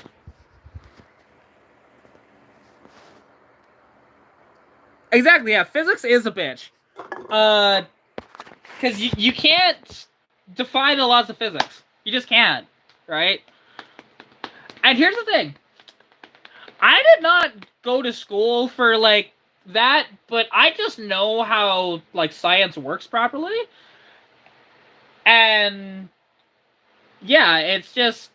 laws of physics are a thing.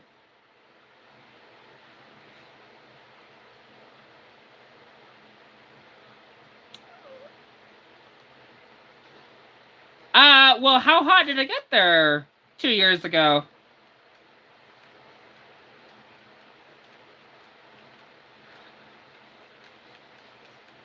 See, and also... wait, you want to put a 24-volt alternator on an electric car? Like, it's not really going to do much. You know? Because, like, those systems are actually way higher, technically, than 24-volt if you combine all the batteries themselves. You know? Like, again, it's just, I don't know. And over 40 degrees? I mean, here's the thing. You know? I grew up in Lethbridge, right? Like, I mentioned that. And when I lived there, it wasn't uncommon to experience minus 40 Celsius and plus 40 Celsius within a single calendar year. It happened quite a bit, and that was the roughest thing because there is not many places on the planet that have that drastic of changes. Because it was a desert, technically, in Lethbridge, that's the reason why it would do that. It's crazy.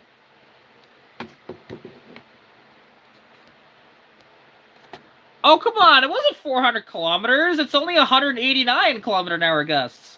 At least that's what the sign that, I'm assuming anybody here in Alberta has probably seen that viral, picture. That along the, it wasn't in Lethbridge, actually. It was outside of Lethbridge in the Crow's Nest Pass. But the Crow's Nest Pass is not that far outside of Lethbridge, to be honest. And there was a sign that is supposed to show what your speed is going down the road. Well, the gust blew over the sign, and whatever... there was something that blew past the sign that probably is the thing that actually broke the sign. And where it was still reading was 189 kilometers an hour. Fucking insane. And the fun fact is, if you go to Lethbridge, and if you're not used to the wind, oh, trust me, you will have to brace yourself for the wind gusts.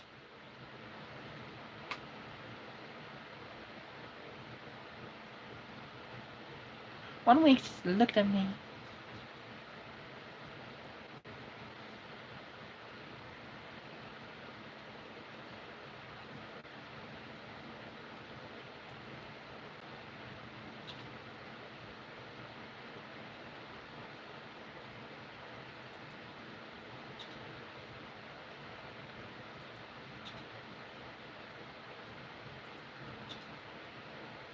Interesting.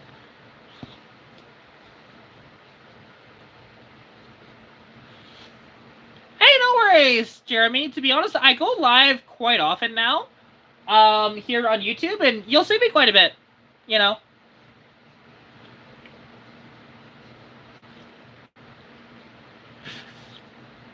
Yeah, most of the people in the chat are, Canadian, and most of the people in the chat are actually Albertan, too.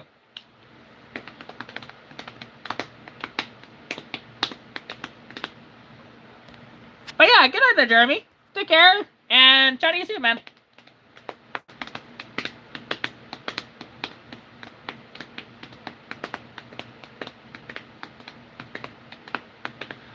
Again, Teslas don't make unlimited power.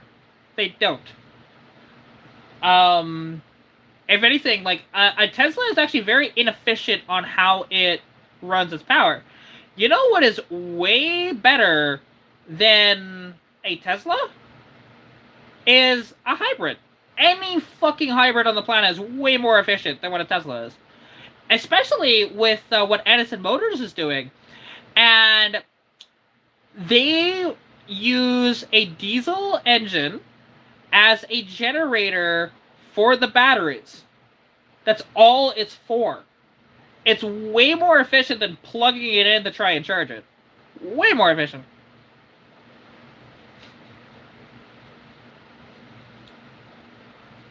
Who? Better question is, who doesn't like Linkin Park? Because I love Linkin Park.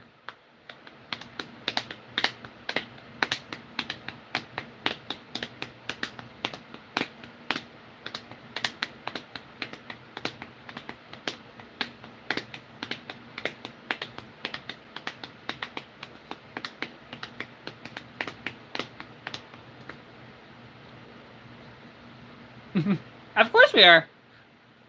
Because, you know, we are educated people when it comes to this shit. Because I love what Chase Barber is doing with, you know, with Edison Motors. It's fantastic. You know, he is totally changing what anybody thinks of semi-trucks. And yet the weirdest thing about all this is that this is not new technology by any stretch. This is technology that dates back to the, like, basically the 1700s with trains. So, they had, like, these diesel-electric sort of things way back when, too. It's crazy to think about.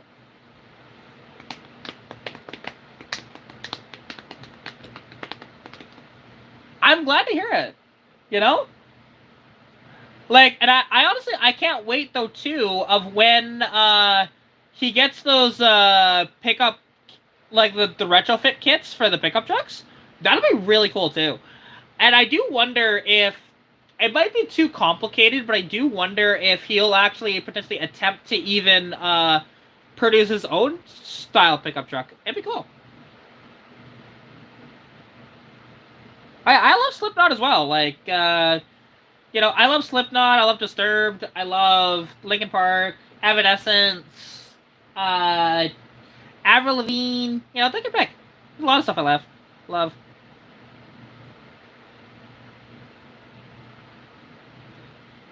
Of course, Iron Maiden and Rammstein.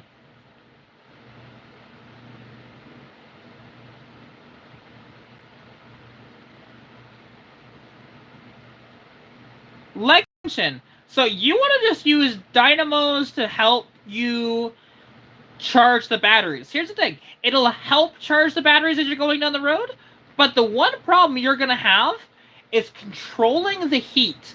Because what happens with a dynamo? Well, you're causing friction. And as that friction goes, well, guess what? That's producing a lot of heat. And that's the problem with these EVs as well, like especially with Teslas, is that when they start to go wrong is when they typically get really hot or really cold. And the batteries like catch on fire and shit like that. It's really bad. You know? I mean, hey, I love Stone Sour though as well. Like Through the Glass is one of my favorite songs ever. So, but that's one of these things. Like Corey Taylor jumps back and forth between, you know, Stone Sour and Slipknot. That's fine, and even his own shit too.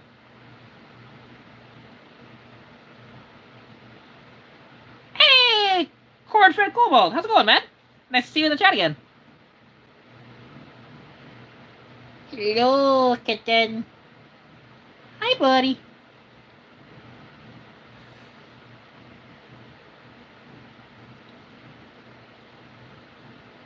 Yeah, like you're dealing with the laws of physics, you know?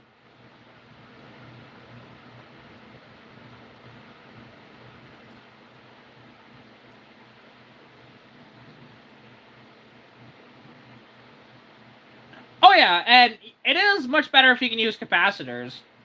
Cause like, and that's the one thing, I don't know why that electric cars don't use capacitors more. It's a little weird. Exactly what Kelly said.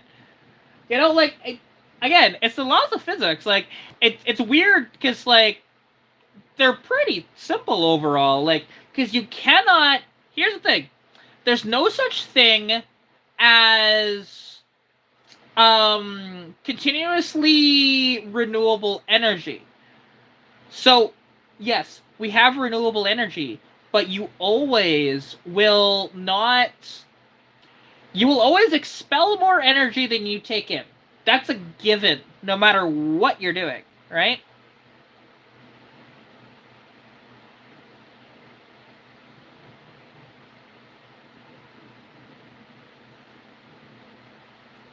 You know, like, and that's why, as an example, so I think it was, I think it's Volkswagen down in Brazil. They have produced synthetic fuels, right? Which is fantastic. You know what? If you can make fuel without having to drill into the ground and stuff like that, that's great. But how much energy is expelled to do it? That's why if you want to get gas from that synthetic plant, it's like $12 a gallon, right? So it's very expensive. Where, like, you know, your regular gasoline that we drill from the ground in the States is like $3 to $4 a gallon. So they'll have to figure out how to make it better, and that's one of the issues when it comes to um like when it comes to come on, brain. Hydrogen is one of those big issues as well of how much energy it takes to actually extract hydrogen is a ton. But hydrogen is actually properly zero emissions, though.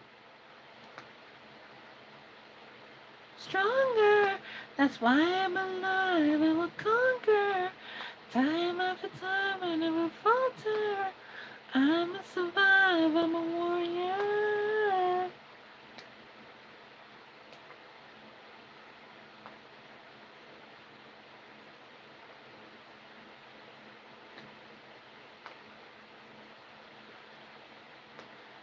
Oh yeah, like, well, I mean, Teslas honestly are just a piece of shit all around. I mean, look at the disaster that is the Cybertruck, right?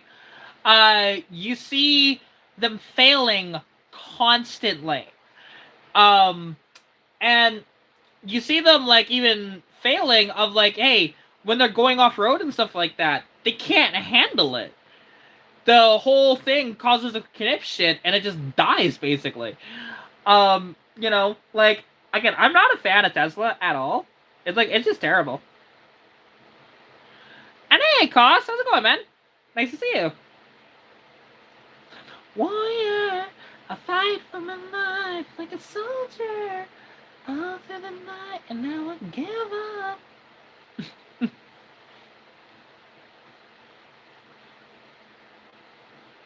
Awesome.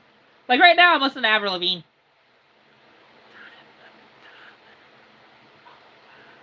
I'm a survivor, I'm a warrior.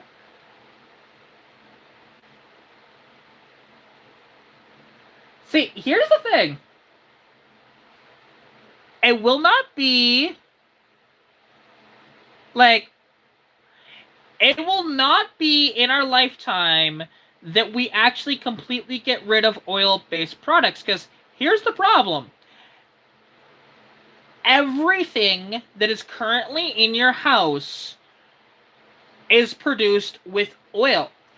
Anything that's plastic, anything that's rubber, even, you know, metals has oil in it itself.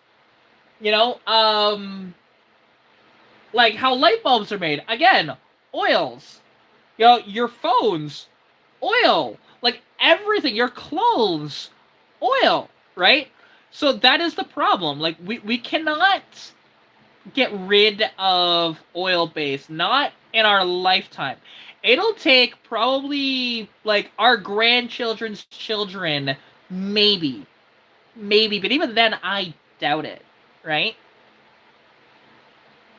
And do I only like Fords? Oh, no, that's not the case. You scroll through my YouTube channel, and you'll see lots of videos that aren't just on Fords. You know, like, I like Fords a lot, but, you know, like, I love Mopars, I love AMCs, I love old Hondas, I love Toyotas, you know? Like, take your pick. I love a lot of different cars, you know? Yeah, like I said, cost our grandchildren's children, you know? Maybe then. Maybe. Which we're gonna be long dead by then, so it's fine. It's, yeah, it's one of these just weird things, because we're just so dependent on oil. And we've been dependent on oil for hundreds of years now, so.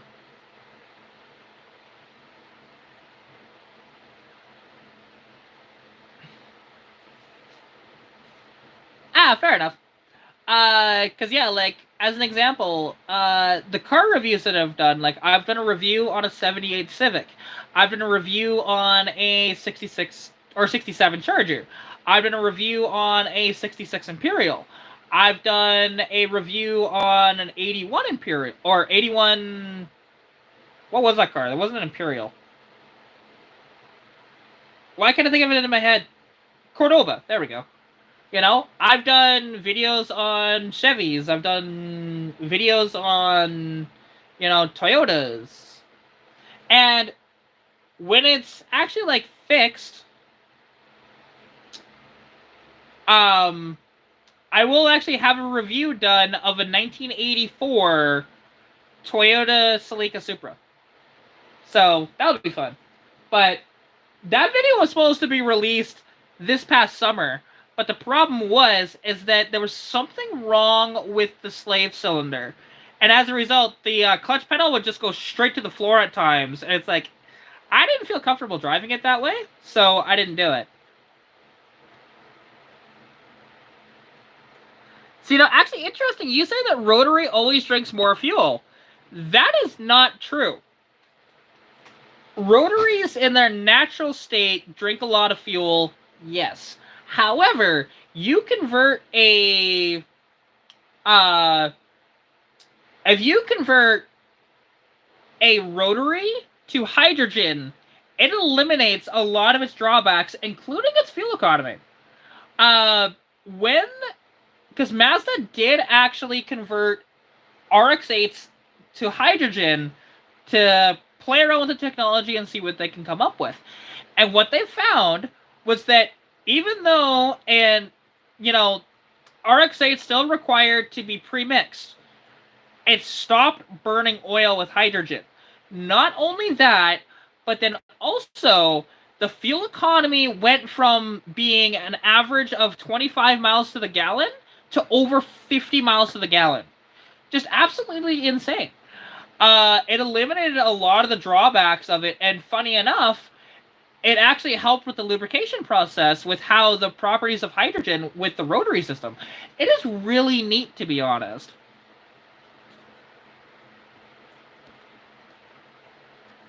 And can I fit in an MR2? I can, yeah. They're small, but I have sat in one before. Like, and actually, buddy of mine, like, I'll be able to probably drive his AW11 MR2 when he's done that project, too. Same guy that has that Supra.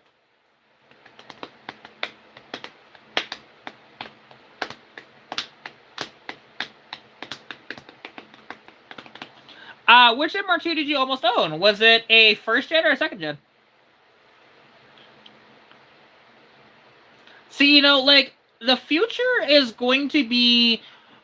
So, full electrification is never going to work.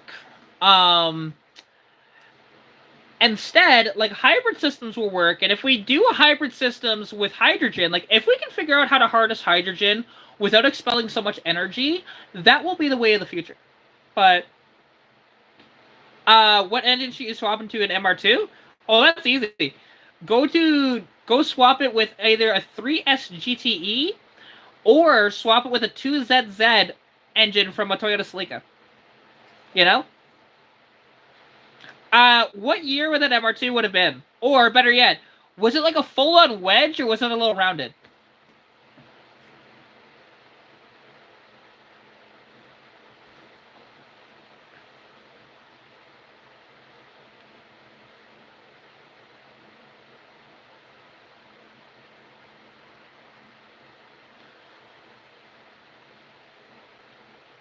Wedge. Okay, so that's the AW11 first gen. Those are cool, honestly. I love the first gens a lot. They have an issue with lift-off oversteer, though, where when you're going around a corner and if you lift off the throttle, the back end goes whee. What's special about the 3.2 VR6? So the VR6 is a weird engine. So because it's a V6, kind of, and like it is, but the V isn't how you think it is. So instead of the all the cylinders being in line and being like a natural V, whether it is a like a 60 or a 90 degree or whatever, they are misaligned. So instead of the pistons being like this, they are like this, right?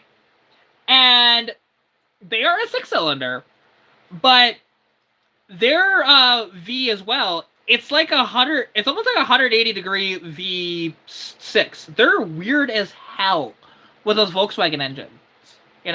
Very weird.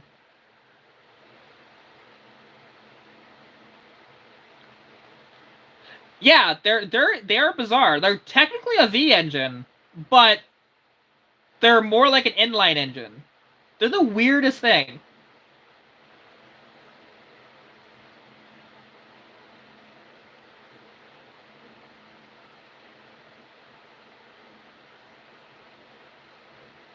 Oh, that's really sad to hear.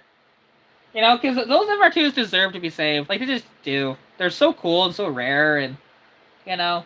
Like, although apparently Toyota's looking to bring back the MR2. So we'll see if they do it right. I hope they do, but we'll see.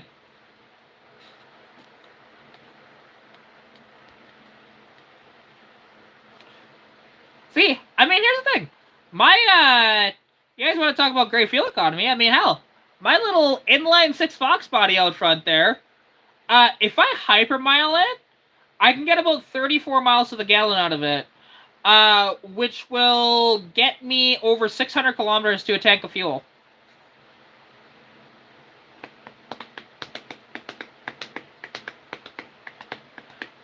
Well, it depends what you want to do. Like, and how much space you have.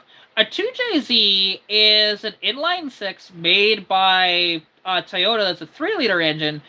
It's not exactly a small engine, but it's not like a super massive one either. It's a cast iron block that weighs a decent amount, but you can build them and it'd be amazing. However, if you're looking to save space, a 3S GTE is a great choice because it's a little 4-cylinder from Toyota that is, adapted for turbo and everything. It is an aluminum block, aluminum head, so it's quite light. And it'll drop right into a lot of different vehicles. Alternatively, the 2ZZ from Toyota will drop into most things too.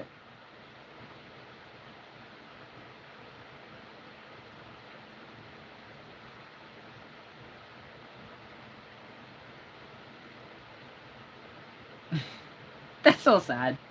Poor car. You wonder how often that's happened, where people just didn't know how to do anything with the vehicle, and they just got scrapped because of it, even though there's probably nothing wrong with them.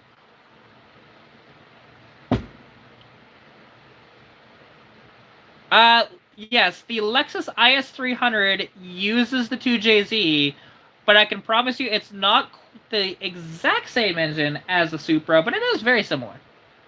Very similar.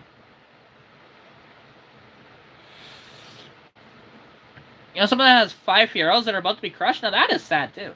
But, I mean, I see lots of Fieros in the junkyard, to be honest, but there's going to be a time when Fieros are, like, super rare and you can't find them anymore.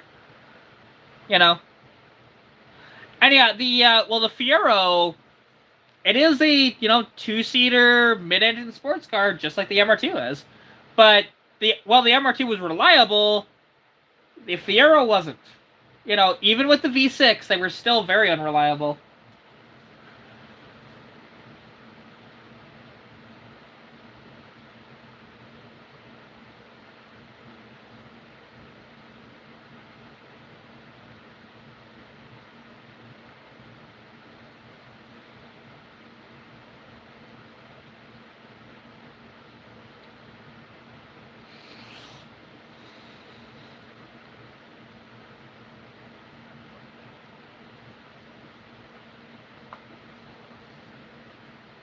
You see, I mean, and I've picked up vehicles that were,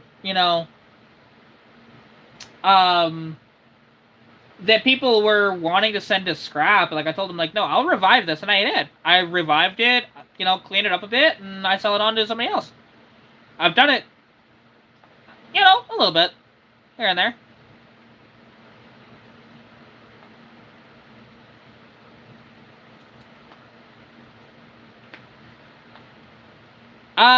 The VR38 DETT. Is that the 3.7 that's out of the 370Z? Like, if so, the engine's very similar to the VQ35. I'm trying to remember which engine that is, to be honest.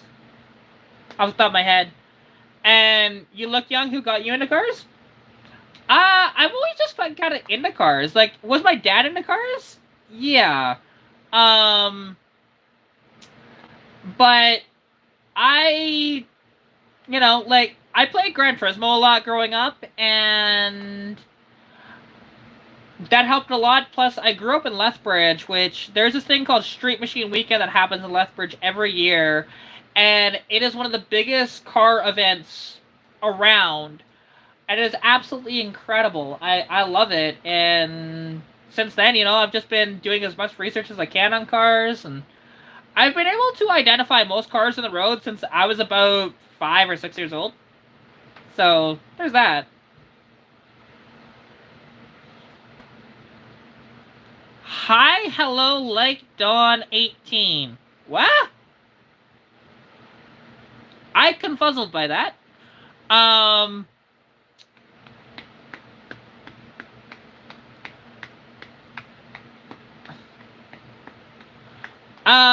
Oh, okay, the R35 engine. I mean, anything is possible to swap in. I'm sure people have swapped that engine into a 350 before, but I don't know what's involved with the swap. I've never done it. I haven't been to Three Hills Car Show or World of Wheels yet. I've wanted to go to World of Wheels, but I just never have gone. So, I don't know. We'll see.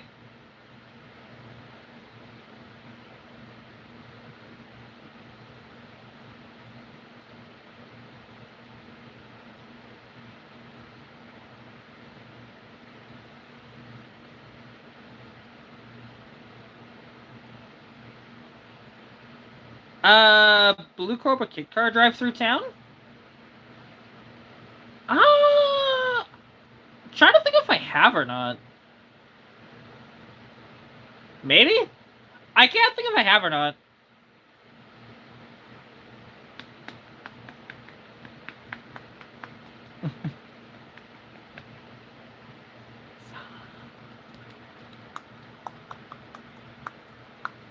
Because, like, I mean, I've seen some fantastic vehicles roll through town, but, although the rarest vehicle that I've seen, and I've actually seen it twice, but it wasn't in town here, every time I see it, I am driving back roads north. So, like, going up through, like, Caroline and Rocky Mountain House and stuff on those type of highways. And every time I see it, it goes Mach chicken past me, and it's fantastic. So, like, the rarest vehicle I've ever seen is a Jag XJ220. And the last, like, every time I see it, it flies past me going basically top speed. Because, like, you see, like, in your rearview mirror, you see this, like, silver speck, and you're going, okay, he's coming up fast. Holy shit, he's coming up fast. And then when it blows past you, you go, holy shit, that's an XJ220.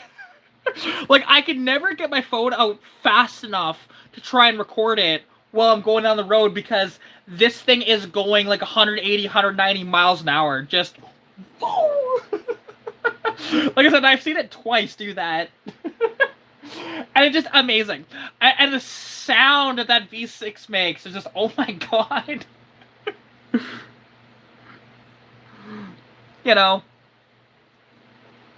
Right? Like, I mean, there are some really rare cars in Alberta. Like, if you're into exotics and shit like that, there's a guy that has a Koenigsegg CCR up in Edmonton. And there's a Gara RS in Calgary too. Like, you know, there are some, like I said, rare supercars. You just got to know where to find them, right? But even like at the if you ever go to Strawberry Creek Raceway, uh, there is one of the rarest cars there too, and I've actually been able to like see this car and do a quick little video on it while I was there, and that is a Ford RS200 Evolution. Now, if you don't know what that is a homologation spec Ford for Group B rally racing. This little car was a rear, mid-engine rally car that produced about 500 horsepower, and the thing weighed like 1,500 pounds. Like, just absolutely insane. Oh, really?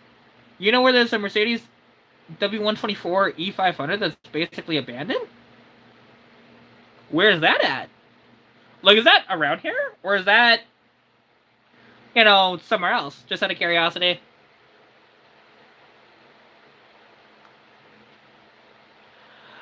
No. Pagani does not use the Ford modular.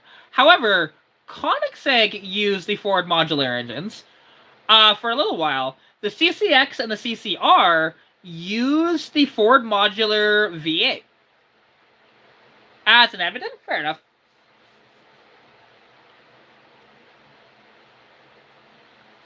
Hey, that would be cool for a guy. But yeah, like Pagani, they actually use a Mercedes V12. And they've used that engine for a number of years now. We can say, yeah, you still right there.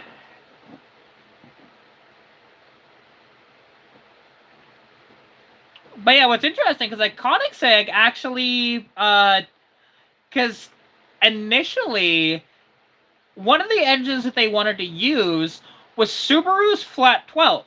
And yes, you heard that right. A Flat 12 from Subaru, because most people don't realize Subaru attempted to enter into F1 racing with their own version of a 12-cylinder, but instead of it being a V, obviously it's the Flat 12. It didn't work that well, and they eventually just ended up abandoning the project altogether, but it was really cool, though.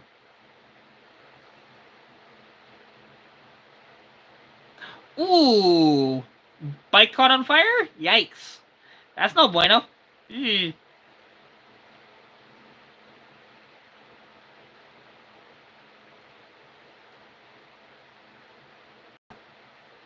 And an old Lotus of sorts.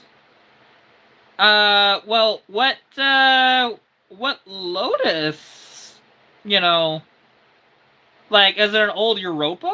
Is it an Esprit? Is it a Lotus Elan? Like, and am I going to the Flames game on Thursday? Unless somebody's buying me tickets and paying for that, probably not. I'd love to, though, but...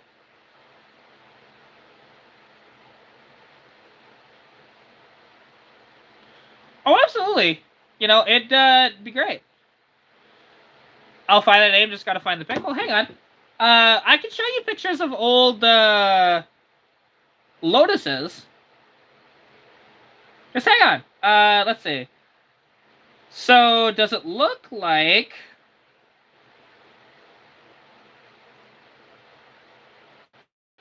Oh, come on. Oh, it's an Esprit. Okay, is it a first-gen or second-gen Esprit? Like, just out of curiosity.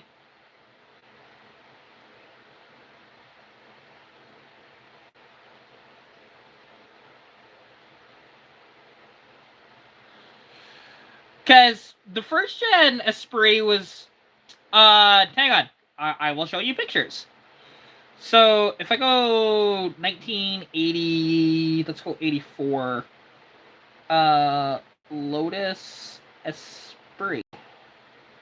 So did it look like very wedge-like? Like, come on, if it'll load, there we go.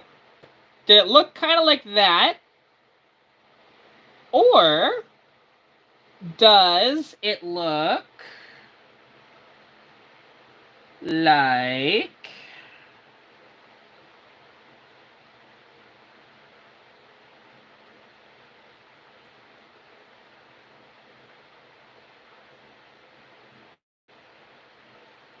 Or is it a little more rounded and more modern looking like that one?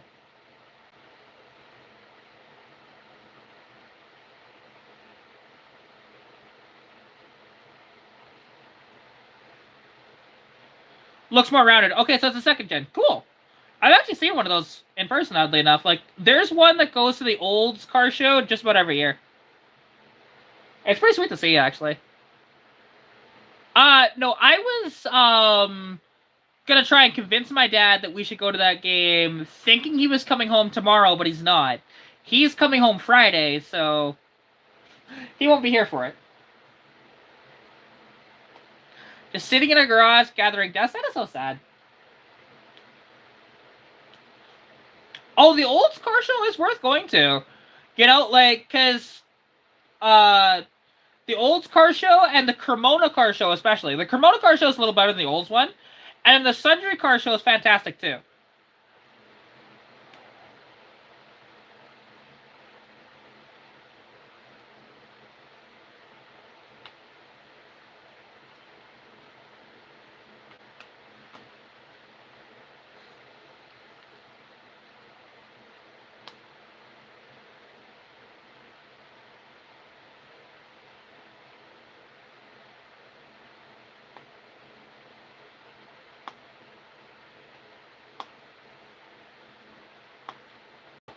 Oh, yeah, because that doesn't sound, like, sketchy at all.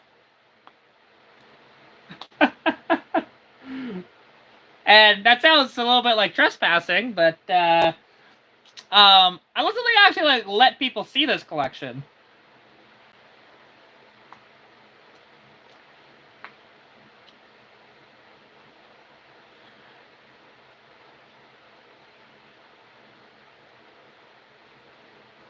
It is, but Urbex is fun.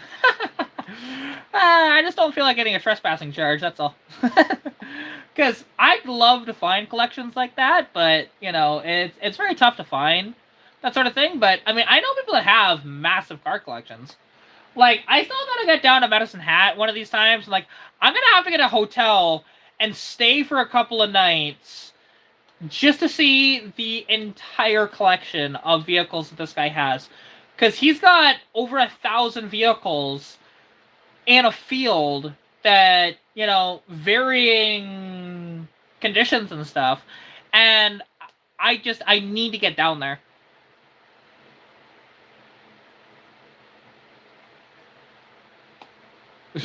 I mean, an abandoned Ferrari, that doesn't shock me because Ferraris, they just break down and nobody can afford to work on them anymore, and then they depreciate so bad, or at least some of them do, and it gets to a point where, you know, they just don't want to touch it anymore. That's more popular than you think, but yeah, unfortunately.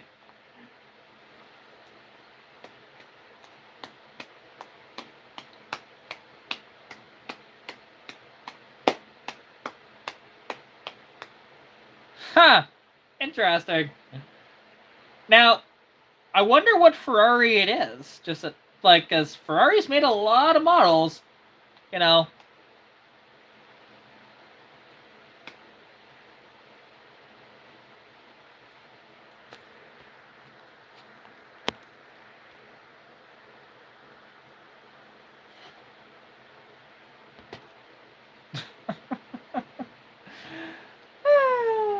Somebody hitting on the chat, that's always fun. I don't know if you guys can actually see that or not. I don't have a Discord server, but I do have a Facebook page. Or, like, you know, Like if you're on Facebook, you can send me stuff there, or if you are on Instagram, you can send me stuff there too. Oh, Kelly, I grew up in Lethbridge. I know all about the rattlesnakes in that area, you know, because Medicine Hat is kind of same terrain. So, what the fuck is Vladimir? Huh? What you talking about, Willis? It's the early morning, moving right along through the valley now, full of streams. Sound nice. I was not received. It was thrown apart till I fall in my arms. Don't get me a breeze.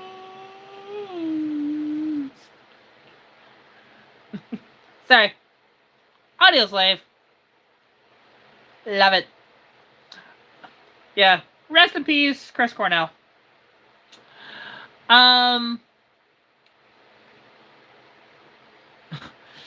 Yeah, I mean, hey, any of those old G bodies are fun. And anything that, you know, from that time period, I love the Malaise era. It's one of my favorite eras of cars for some weird reason.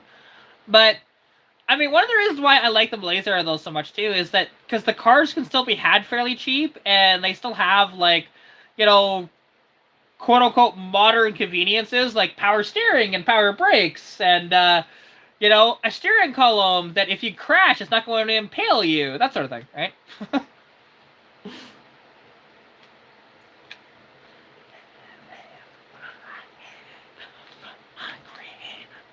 You gave me love, now show me how to live.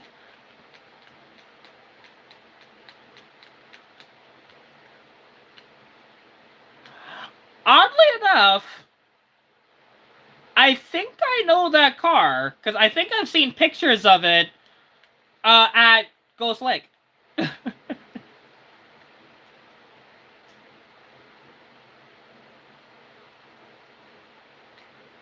Oh yeah, like, he really was. And you know, like, his voice, too, was just absolutely incredible.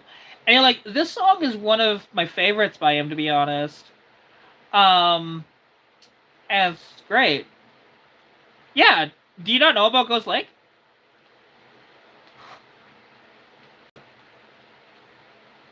I mean, some people might, but I'd much rather not be impaled by my car. Okay, so, Ghost Lake is a lake that every winter, once it gets cold enough, they actually will plow out on the ice of tracks where you can drift around on the ice. And it's totally free to go down there and check it out. What's my Facebook?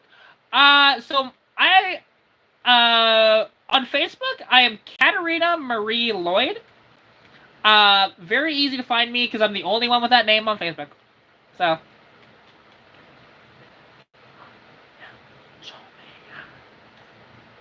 Show me how to love. Show me how to love. Show me how to love. Show me how to love. Yeah, I'm not even gonna try and do that last note in the song. Because the fact that it changes its pitch a couple of times.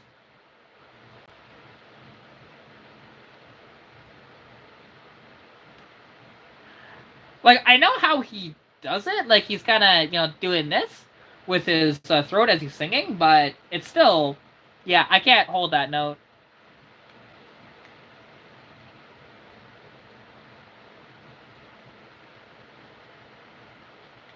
Hey, no worries, man. Yeah, go check out Ghost Lake, because like I said, they do, like, anybody can go there, and it's perfectly free. It's a really cool thing. I've never been there myself, but I've wanted to. I just never been there.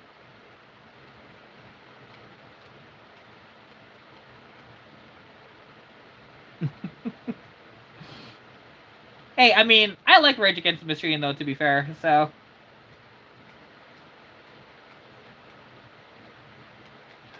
Oh, yeah, because I don't know if they let that happen on the Chestermere Lake anymore. I did hear of that happening back in the day, though. But... Ooh. Some Saint Asonia, let's go.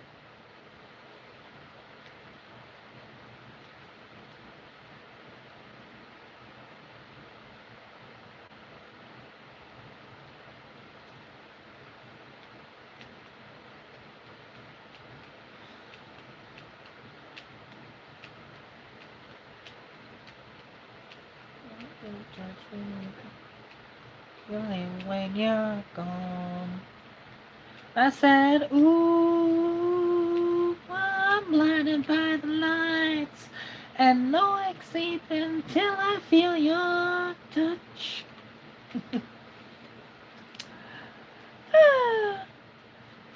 You know, and like I said, I'd like to get out to Ghost Lake this year, but we'll see if I am able to get out there or not, you know. Like I said, we'll just have to see. But, I actually think, though, I'm getting tired here, and I think I'm gonna get to bed. So I appreciate everybody hopping in the chat and everything. It was an absolutely fantastic time. Take care, guys. And, yeah, I'll catch you later, man. Peace out.